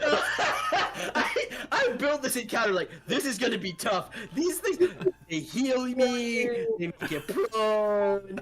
Y'all don't know what's going on. Oh fuck, this is bad. First combat, TPK, TPK. Oh. Oh fuck. okay, so I'm going to jump off of where I am. Okay, where do you want to go? Just click. If you click long enough, it'll do that thing. Oh, I'm not in the roll 20 anymore. Okay, so I'll just move you so people who are watching that. Okay, I put you there. Okay. Okay, I'll ask you this: do you want to jump on the sand or into the tent-like thing you guys built? I'm gonna jump on the sand, but Okay, I'm so you gonna jump- jump towards. I'm gonna jump towards closer to where prey is. Okay. How far is your jump again with your Harengon skills thing? We'll Oh, die I'm together, getting- buddy. I have to be in motion. Okay. So I have to be at least 5 speed of 5 or more. You can. If you take a running start of 5, because you're more on the ship, you can actually run 5 and then get your running start if you want. Oh, it's as a bonus action though. As a bonus action, I'd rather heal. I'm just gonna not do that. The Okay. hop. So I'm just gonna kind of basically go as I've got a speed of 30, so I'm gonna get as close to prey as possible. 1, 2, 3, 4, 5. You can get right next to prey. Okay, and I'm going to use a healing word as a bonus action. You can Okay, actually healing word is actually range. If you were getting to me to do healing word, it's actually range. I know, but Okay. I'm just trying to like avoid being the only one in range because Yep. I am small. I look like a tasty. Sounds good. Roll your d4 plus 3. What do you say to prey as your healing word? What is the healing word? Yeah. Banana. I heal 5. 5? Perfect. Right on. So after the Harengon, it is now the turtle. Tawny, what are you doing? Well, I'm still underneath the sail, so do I see the thing? You are there and you just like cracked the back of this fucking spider thing, and you got like Glenn, Francis, and Foghorn just like all exhausted, just like ready to defend themselves, not ready to join the fray. And all of a sudden you hear Asher just like jump off the bow of the ship, and you just see a huge, as if like somebody just threw a huge LED light just whoop, on in the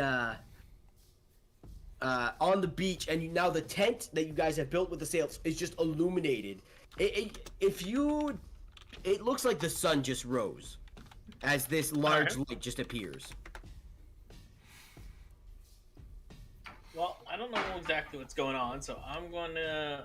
No, I can't move my dude. I'm gonna come out by... Well, let me ping the map either. Side prey. I'm gonna move out right, beside... so like right yeah, there. just side of prey. Try to and look up and see what's going on. So you see this thing now just coming towards the beach, totally lit up, just... Its face distorted and weird, flat with jagged teeth, large wings with claws at the end of its talons. It's like if an eel met a drake And fucked. Yeah. This would be its offspring. And this thing just has like these yellow beady eyes, and they're just focused on you guys, and it's just these large fucking scream. That one was weak. Give me another chance.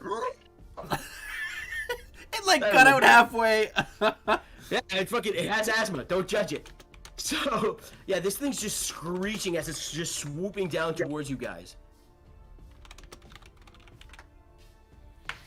That's not good. I'm gonna look back at the ship. Is there any part of the ship we can get inside of? There's maybe like that little bit touching the sand, but the rest of it's in the water. I just don't want to be in open. I have no ranged attack. This thing's flying. I'm a turtle. I don't want to be out here. So I'm gonna move towards the ship, see if I can get inside so we can't get me. Yeah, so you're gonna move like about here. So wait, so that 1, 2, I would have moved like 3, this far. 4. How much movement do you have? 30. 20, 25, 30. Moving back towards the ship, that's as close as you can get to the ship. Alright, that's my turn. Okay, Erden, it is your turn. Okay, so Her- at this point, everybody is knocked prone from Right, some sort so- of mysterious magical thing. So- All the players knocked prone. I will say this, as this thing is coming, just going, it just it uses the force of the breeze and just whoosh, and just sends a gust of wind, knocking everybody prone. Makes sense. And it just, as it lands, just like, just uses like a force of wind to knock everybody on their ass. Disadvantage on all attack rolls. On next attack roll, sorry. Yeah.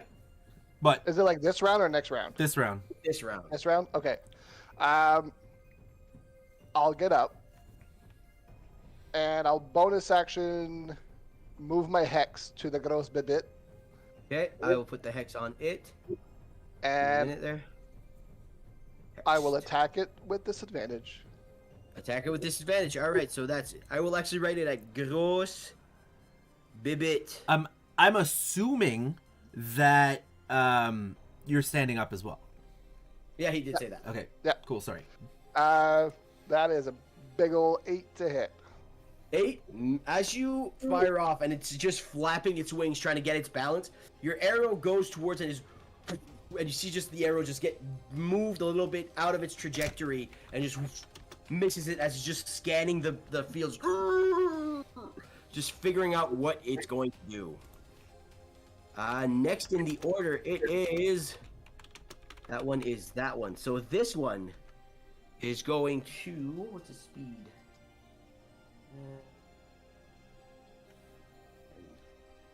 So, oh, it's gonna go right over. Oh, gotta move layers. This one, you guys hear the. And this one's going to 10. Pop up right over. Actually, it's gonna pop up right over here. Right over here. And it's going to pop and go and just go for Asher. We have a mystery D20 for next round. Oh my fuck! It's another 6, and I think that's the knocked prone. No, I think it's the heal, isn't it? Oh no! Oh, I think it is. I It's think it is. Enemy heal 2. Enemies heal too, so all the enemies heal too. Alright.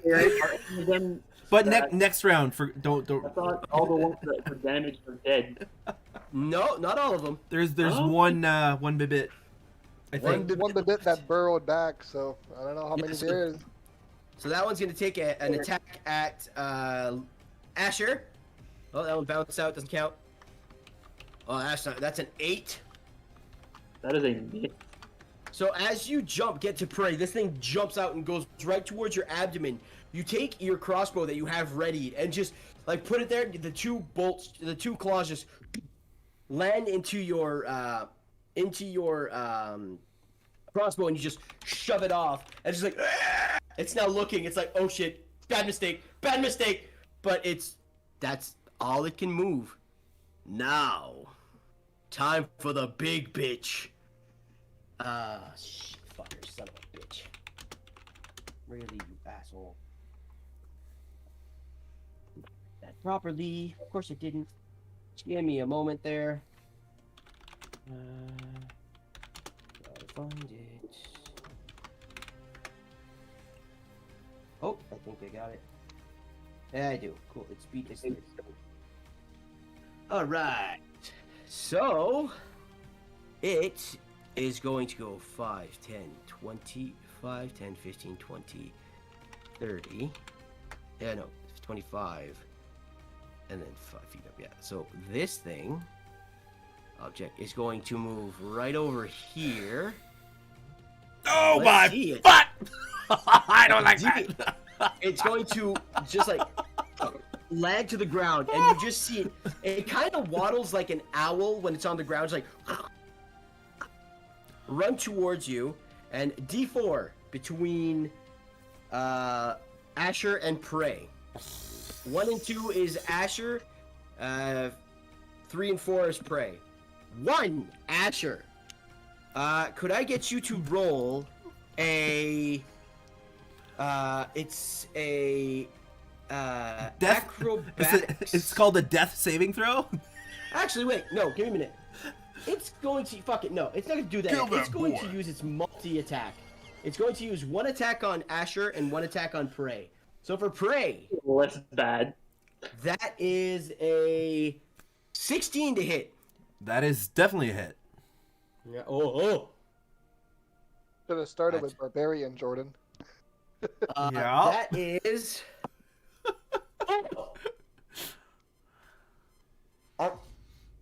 Kill that boy. Yeah, I kind of want to lift it to show it to you, but I can't because it'll move it. That's But okay. that's a 10. That's a 10 on a D10. That's 13 points of piercing damage. I'm alive! Thing... I'm alive! Oh, wait. Aren't you prone? Yes. I get advantage. Let's see if I get a nat. I don't. That was a 6. But yeah, so it's 13 points of damage as this thing comes and just its large jaw just clamps onto your shoulder and just rips away as you feel your clothes and your muscles just get torn as it's and then as it's reeling back like this, it lifts 1 claw and swipes down towards Asher. Asher is still prone. That is 21. See if I crit. That is a 4. So 21 to hit. And that is plus 3. So that is 9 points of slashing damage as when it comes up from ripping off parts of Prey's shoulder, one of its claws comes up and just rakes right across your chest. And it deals 9 points of slashing damage. It's now just looking at both of you. It's not a smile or malicious. It's just full of drive to just like, this is what I need to get. And it just looks at both of you, and if it could, it's giving you a cocky fucking grin. Okay. Right. Well, Your turn. I do want to bring up that Asher dropped unconscious. Oh. Yeah. And also there was a mystery D20 redemption. Come on, everybody. heal, 19. everybody heal. 19. Come on. What's a 19? Let's take a look. Everybody's going to be blessed next round. So +4 to all ability checks and attacks. A D4. Holy shit. Okay, so my turn.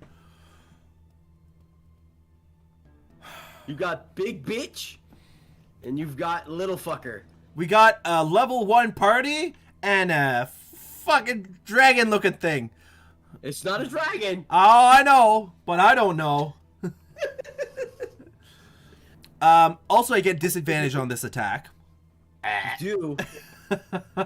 Um, Fuck. I'm going to try. First thing, I'm going to try to kill this little bibit. Okay.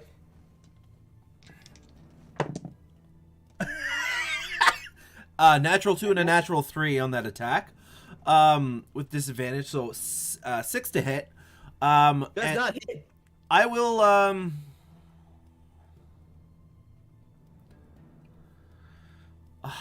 I'll brace for impact, and I'll just stand there. Okay. After you, it is that bit. This one is going to pop. Oh, wrong one. This one. Oh, I gotta go to boop. It's gone. We won. Woo! No. Level 5.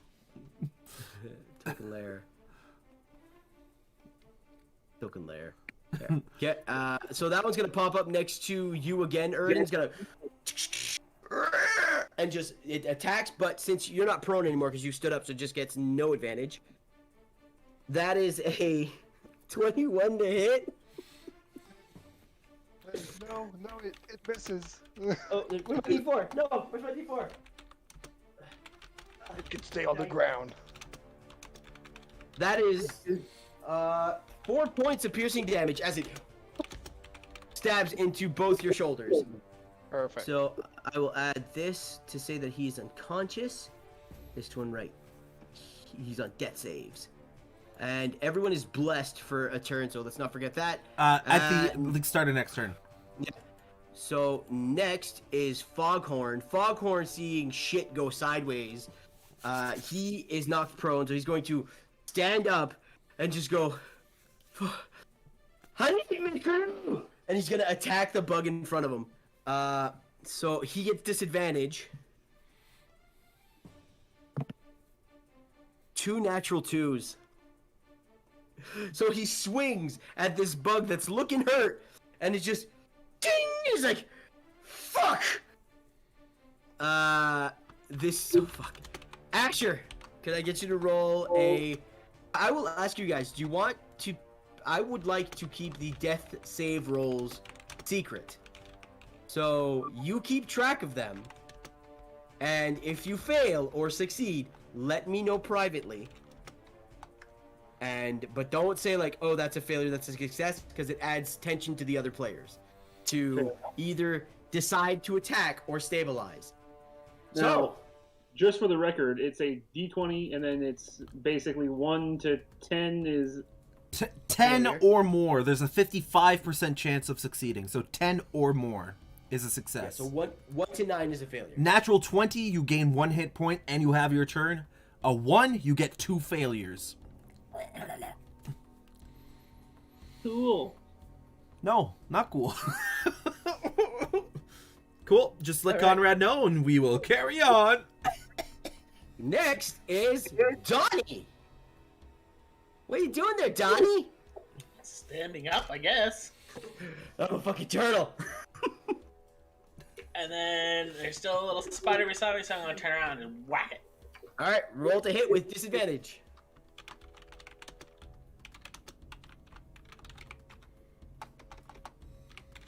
15. 15. It sucks. The You- second roll was a 23. You go to hit it. It just misses you. You go to crack it right where you cracked it before, and as it sees you come, it raises one of its legs and just stops your quarterstaff and just looks at you and goes, realizing where you are now. It is now your turn, Erden. So, I'm not prone. You Or- are not prone. And do we get bless this round? You do have blessed this round. Excellent. I'll get a D4. So which one are you doing, the bibbit or big bibbit? I am going to do the big bit. Big bibbit. So I don't have disadvantage, right? You do not have disadvantage. Not this round, no. Excellent. I have a small question. I may have a small answer. Because this thing was like lit up, was it like blinded in any way, shape, or form? Like, was it just like? No, but you took away one of its features. Now, Stealth? but wait, is light's concentration? No, I don't think it is. I'm just making sure. I'll check. It is not.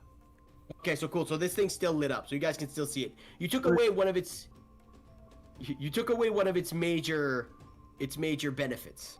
I'm helping. All right. So what did you roll there, Erden? 16 to hit. with 16. bless. Hit. So I get my sneak attack because prey is there. Yes! You do. Kill that boy. This might hurt a lot. So 9 with the arrow. Okay. Wow, another 6 with necrotic. Nice. Holy fuck! So that's 15 points of damage. Kill that boy. You can play that one again, Kill Jordan. that That's boy. that's a rough hit. So after my- this thing, I was gonna say I take my bonus action to disengage. okay, and where are you moving to? So my speed is half, so I'm just gonna move like 15 feet, like away from the small bit. Like right here. Yeah. Okay, so you still get line of sight. So, what happens this time is you straight up just raise your bow. This thing just bit and clawed two of your teammates. You draw your bow, you let the arrow loose, and in its wing you find a joint. And this thing just, and you see its wing just limp down for a minute as it lifts it up and just starts shaking it while it's screaming in high velocity pain. Pray, your ears are a little bit ringing. Shit. Which bit is that one? Okay, so this one right here Okay. is going to, now that it sees Donnie, and Donnie's the one that heard it, it's gonna go for Donnie. To roll a con save for my hex, but I rolled an 8 plus my con, so 10. Nice. What does that do? Just keep concentration on my hex. Okay, cool, right on. So that is Donnie rolling to hit. This thing that's right, this thing heals 2 at the same time. Because last turn. So that's 8 plus 5. 13 to hit. Hell no. So it goes to hit and it goes back for the same spot it got you on both shoulders, and you just turn your back to it and it just draws its claws through your across your shell. Now it's La Grosse Bibit's turn. There's prey in front of it, Asher in front of it. And it sees Erden. Where are the other 2 crew members? Like, there's the captain, and then there's the other 2 that we haven't seen yet. They're like, yeah, "Fuck this." They're cowering behind Donnie right now. They're terrified. They pulled in a ship. They appear to be non-combatants. Yeah, they're just standing there. They're cannon fodder. So, I'm gonna roll a d6. 1 to 2. It's going for Asher. 3, 4 goes for prey. 5, 6 Erden. Why would he attack Asher? It has a plan for Asher, but it didn't go for Asher. It decided to go for the man that hurt it the most, because that was a 5. So it's going to turn its attention towards Erden. Hello there. And what's its speed? Its speed is 30, so that's 1, 2, 3, 4. So it's going to rush up to you, and as it gets close to you, can I get you to roll an Opportunity attack? Oh, you do get an opportunity attack. You With do. bless? Good. With bless. Yeah, Come this on, thing's boy. top. 13? You go to swing, and you go for the other wing, the one that wasn't damaged, and you take your spear and you drive it, and as you drive it, it lifts its wings up, and you missed. Damn.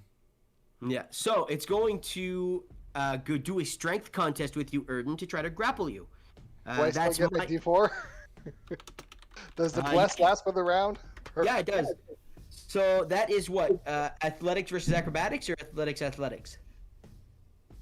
I would prefer acrobatics. Sure, I'll give you acrobatics. Yeah.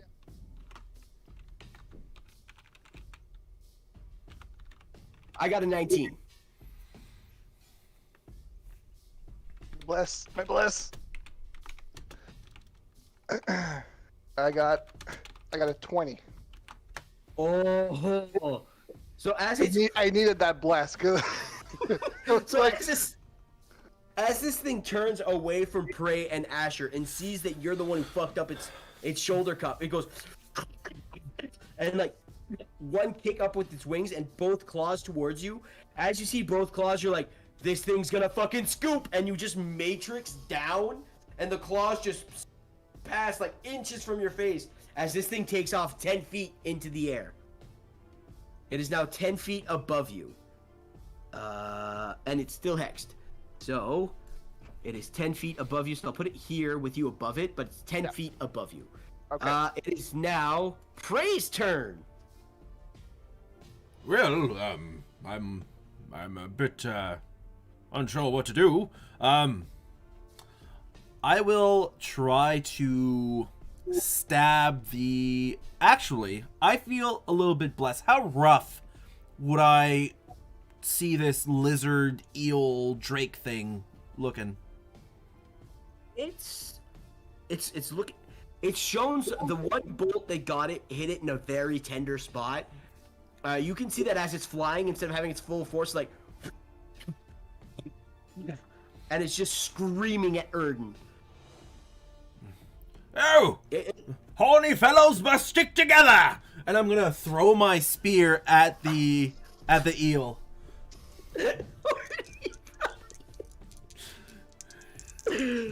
Alright! Oh my fuck.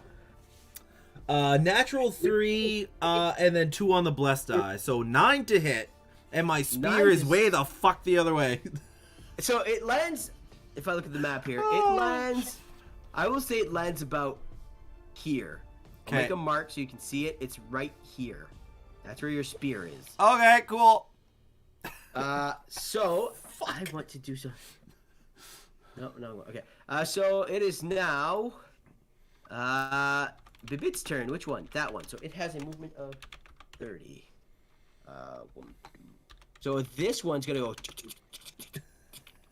Seeing that you are now the focus, Erden, it's going to come for you. It's 10 feet in the air, so it doesn't get the pack tactics. That is a dirty 20 to hit. That does hit. Okay, this bug that's been haunting you. That is, max damage. That is 7 points of damage as it runs up and just drives both its spikes into your ribs. Erden's down. Oh shit, that's another person down on death saves. Level 1, Conrad! Level 1! This is an encounter for level 1s. Okay. It is. Okay. It is. Okay. Okay. You guys just can't hit. After that, it is Foghorn. Foghorn's gonna go for the bug. Come on, Foghorn. Thanks. Hey! Foghorn just hits. Fucking. And if you want to know what just hits is, it's a 16 Oh my to just hit these bugs. Yeah. So, let's see how much damage he does. Where's my D6? D6. What the fuck? I just had. Oh, there it is. And that Bibit, as he finds the sweet spot Donnie had already opened, covered in dirt, he just drives his scimitar, thank you, right into the wound, just like, basically not even nonchalantly, just drives in there and goes, ah! Get off my ship! and that thing is gone. Boom. Alright, it is now Asher. Please roll another death saving throw. Don't forget your D4 from Blessed. It's true. Did I have that last time? No. No. No, it started this round. So anybody watching, the round only has 1 turn left after this. So if you do want to redeem a mystery D20, now's the time for next round. Proceed. Okay, you sent me to me. I am Okay, going to. Donnie, it's your turn. What are you doing?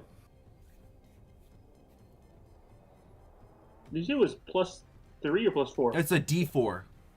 A D4. Okay. I don't even know what to do at this point. Because the things you said still 10 feet in the air, right? Right now it is, yeah.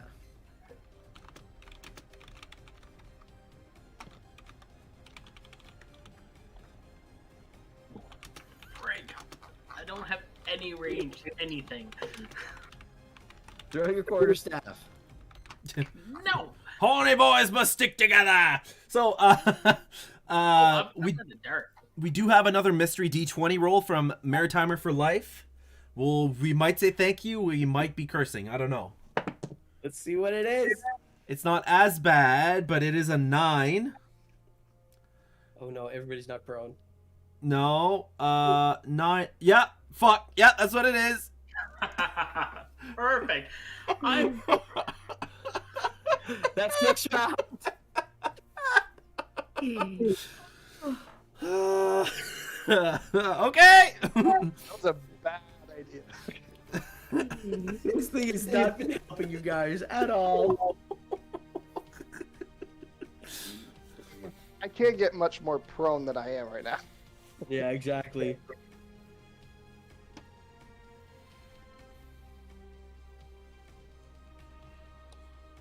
Alright, I'm gonna move up to here and I'm gonna throw a dart at the thing.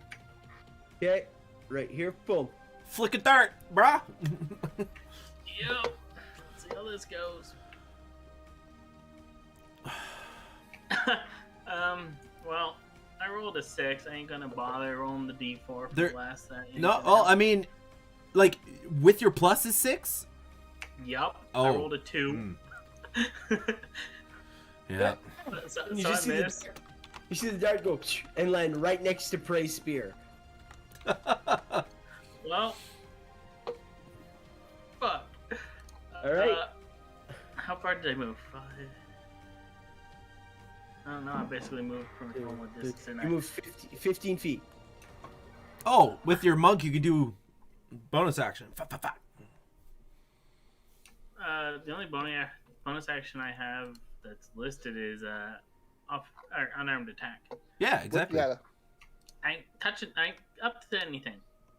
Oh, you I got don't- up. Right. I don't want, and I don't want to go be point blank with something I can't really hurt.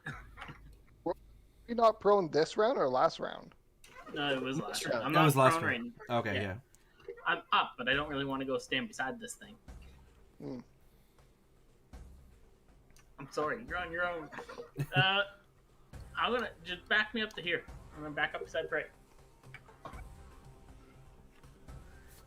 Okay, you said where? Right there? Whee! I don't know how to erase this now. I know how. Don't It's worry. just a clear thing or whatever. You're all drawing, yeah. Yeah, I got it here. By next combat, we'll all have control. Yeah, it wouldn't let me ping the map or anything. I don't know. That's weird. Yeah, it is. So your spear is right here, just so we remember. Yeah. Okay, it is now Erden. Death saving throw, please. Everybody's knocked prone, and no D4 now. Yep. Okay, want me to send you a picture? Yeah, sure. Cool. Well, it wasn't a 20, so let's move on. Well, I don't know. I don't have enough. I didn't have the picture yet. Could be a 20. I'll tell you in a second.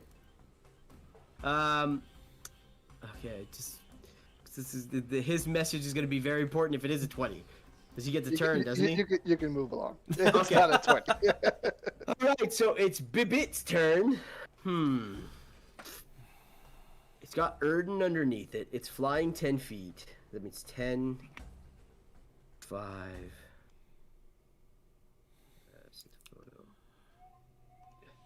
Okay, cool. So 10, 15, 20, 25. It's gonna go. There's currently 5 HP in the party. Just putting that out there. It's gonna go and Donnie, could you There's roll the captain. a? Yeah, could you roll a acrobatics for me.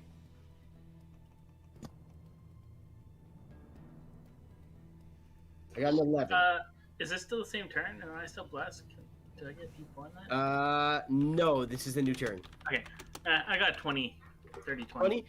Yeah, so this goes to try to scoop you. It just doesn't, and it can only fly. It is now just 5 feet above you. That's all its movement. Just letting you know, it is in range, Prey. Uh-huh. Yeah, if you had anything. Prey, it's your turn! I do have spells, you know. That's right, you do. Well, I Ray of Frost. Let's take a look if it's better for me to punch it or cast Ray of Frost. Let's just do a quick study here. Well, I don't know why it's not loaded. Okay, there it is. So D8 cold damage. I will. You know what? I'm going to try to fuck. No, I'm not gonna try to fuck. I don't think that would work. Yeah, I'm gonna try to just punch it. Okay. Yeah, get off my turtle friend! Natural 19 plus 4. So that is 1 plus 2. That is 3 damage. 3 damage, okay.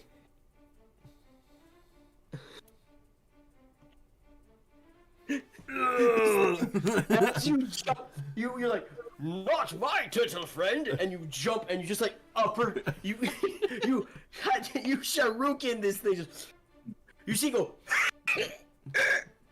It's looking fucking rough. Yeah, so am I. Twisted. As you punch it in the abdomen, you actually see it just go, and just black ichor just out of its mouth. It's using what onto Donnie. Yeah, Donnie, you're just covered in this thing's blood. As it's just struggling to stay aloft, it looks fucking rough.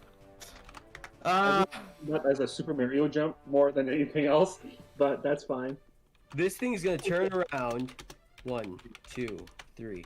It's gonna go and right over here and try to attack Foghorn. Yeah, that's gonna be fucking hit. That's over 20. Okay, that's 7. 7 points of damage. Foghorn he lifts it up and just goes to lift his sword to block it. It just scrapes down both, just jabs right into its abdomen, and he goes, "Ah! You fucking limey dog!" It just stabs right into its stomach. It is now his turn, and he's gonna, he's gonna risk an opportunity attack. He's gonna run over here. So that is going to be a d20. Oh, it's gonna get fucked so bad. We are approaching the end of the round. If anybody else would like to redeem a mystery d20 to either help or fuck the whole thing up, we'll see. So let's see. That is 1. Foghorn looking fucking rough. Foghorn just like, he runs out, he gets one fucking claw right into the kidney. He's like, "Ah, me good kidney!" And he just runs, and he sees that Asher is on the ground bleeding. He's gonna be like, "If anybody's making some stew, it's me!" And he's gonna try to stabilize Asher. He's like just grabbing cloths and jamming them into holes, going, "I'm not a doctor!" He's trying, but it's not working. What holes? Asher, it is your turn. He's stuffing the rabbit. Yes, stuffing the rabbit. Making some stew. Making a puppet. Asher, roll a d20, please. What was that? What was that? That was a natural fucking 20. Natural 20. Natural 20. You are up Natural and 20. have 1 hit point. Your turn is there. So I gotta take this off your death saves. So, as Foghorn is driving these cloths into all your wounds, he's going. Didn't make it! You now have your turn. You stand up. You see Erden is on the ground, about 1, 2, 3, 4, 5, 30 feet away from you. You see this dragon is just, well, this eel-like flying bird thing just bleeding through its mouth, and you see one bug that is just looking for its next target. What do?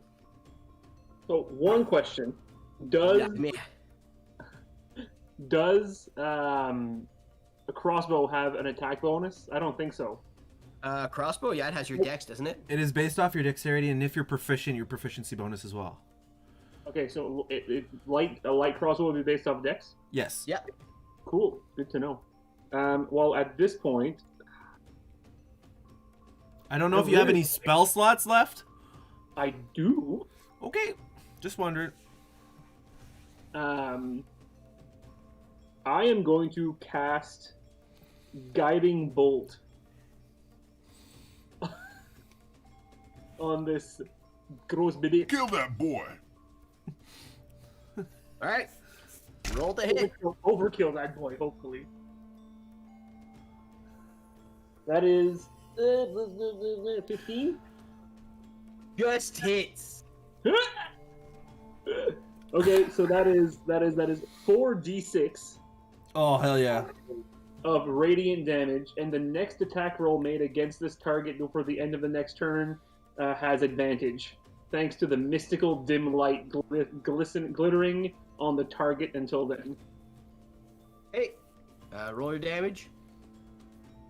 It's Plus spellcasting, right? no, At the no, end? no. No? No. Okay. 6. 1. 2. 9, 3. 12. 12. So how do you want to do this? What do you mean? How do you want to do this? It's dead. You get kill and blow. How do you want to do this? I'm just gonna I don't know. Just fuck you. So, as Asher jumps from, lifts up, sitting down, seeing Erden down, Prey just fucking going, my spear, I want my spear, uppercut. Just goes, calm, cool, shy Asher just goes, fuck you! And guiding bolt as this radiant light of energy just blasts into this already shining bright light of a dragon, of a monstrosity. You see it just grow brighter and brighter and brighter and brighter, and just like a solar flare, it, and as the light extends, you're like, whoa, that was beautiful.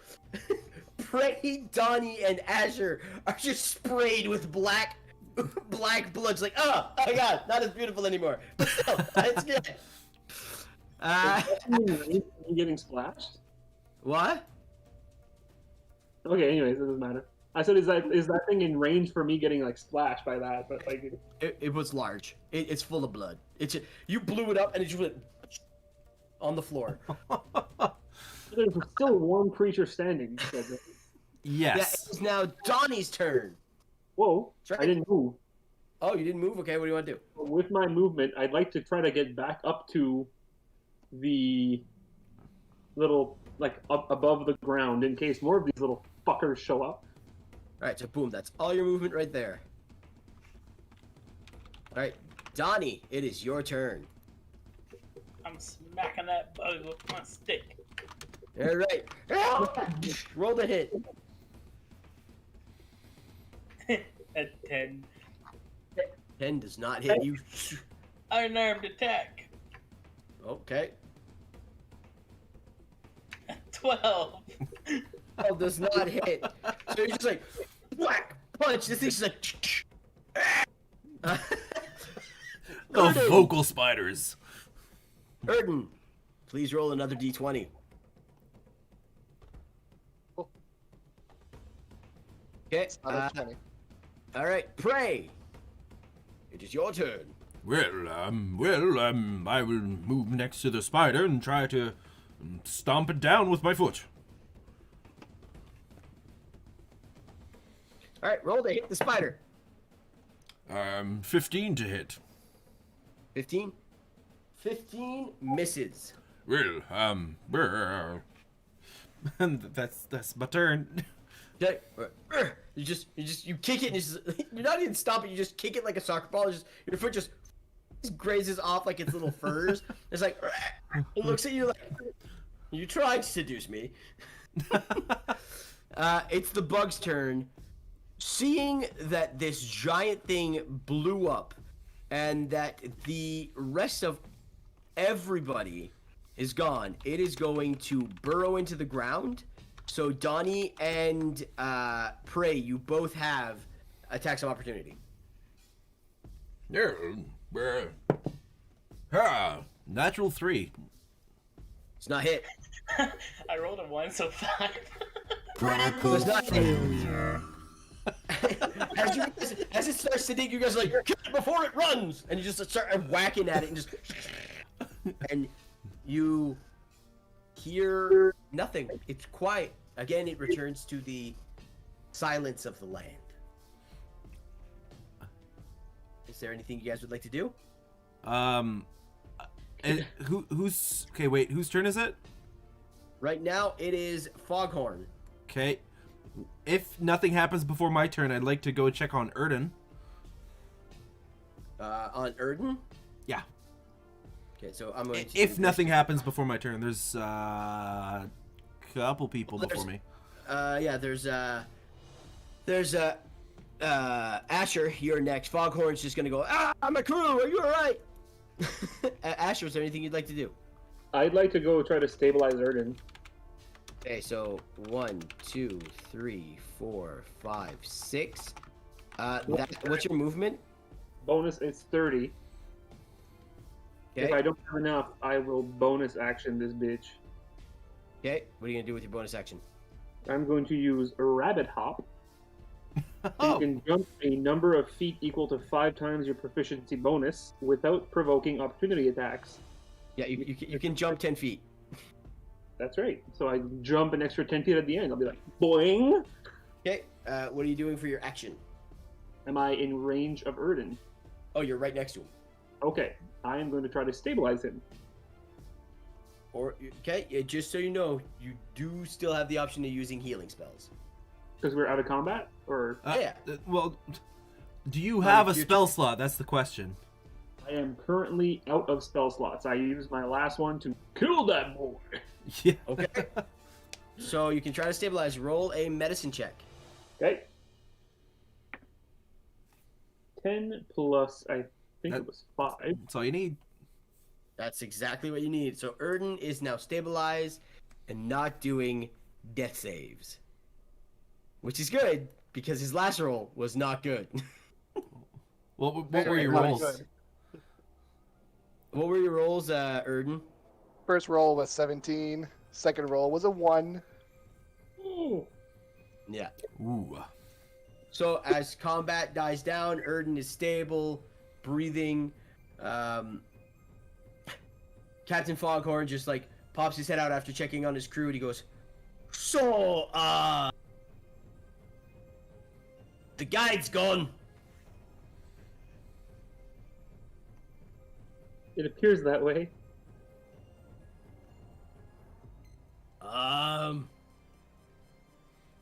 Well then. How's it going? Tip-top shape, and I must say that, beach is basically just a flat canyon. We can follow the beach and get to the shore. I'm volunteering my knowledge of canyons to the expedition. And also, Erden's unconscious. So what you're telling me, Glenn, Franklin, hi Captain, you didn't do fuck all during the combat. Get that boy in the tent.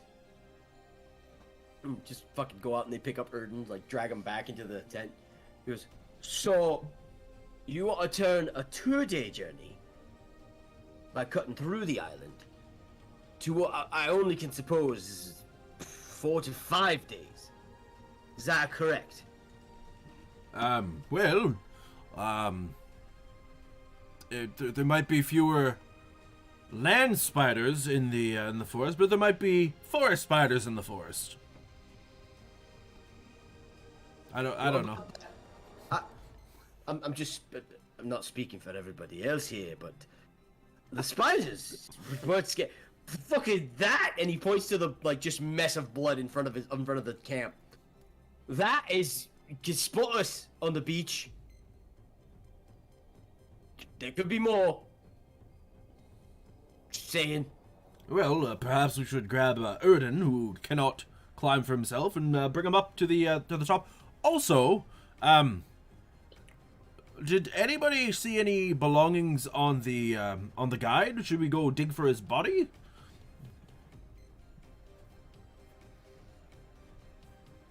I find that to be in poor taste, but have at you, my good sir. Oh, is he technically buried if he was just dragged down in 2 pieces? I don't know. You have to dig 2 different holes, probably. For sure we need to rest up.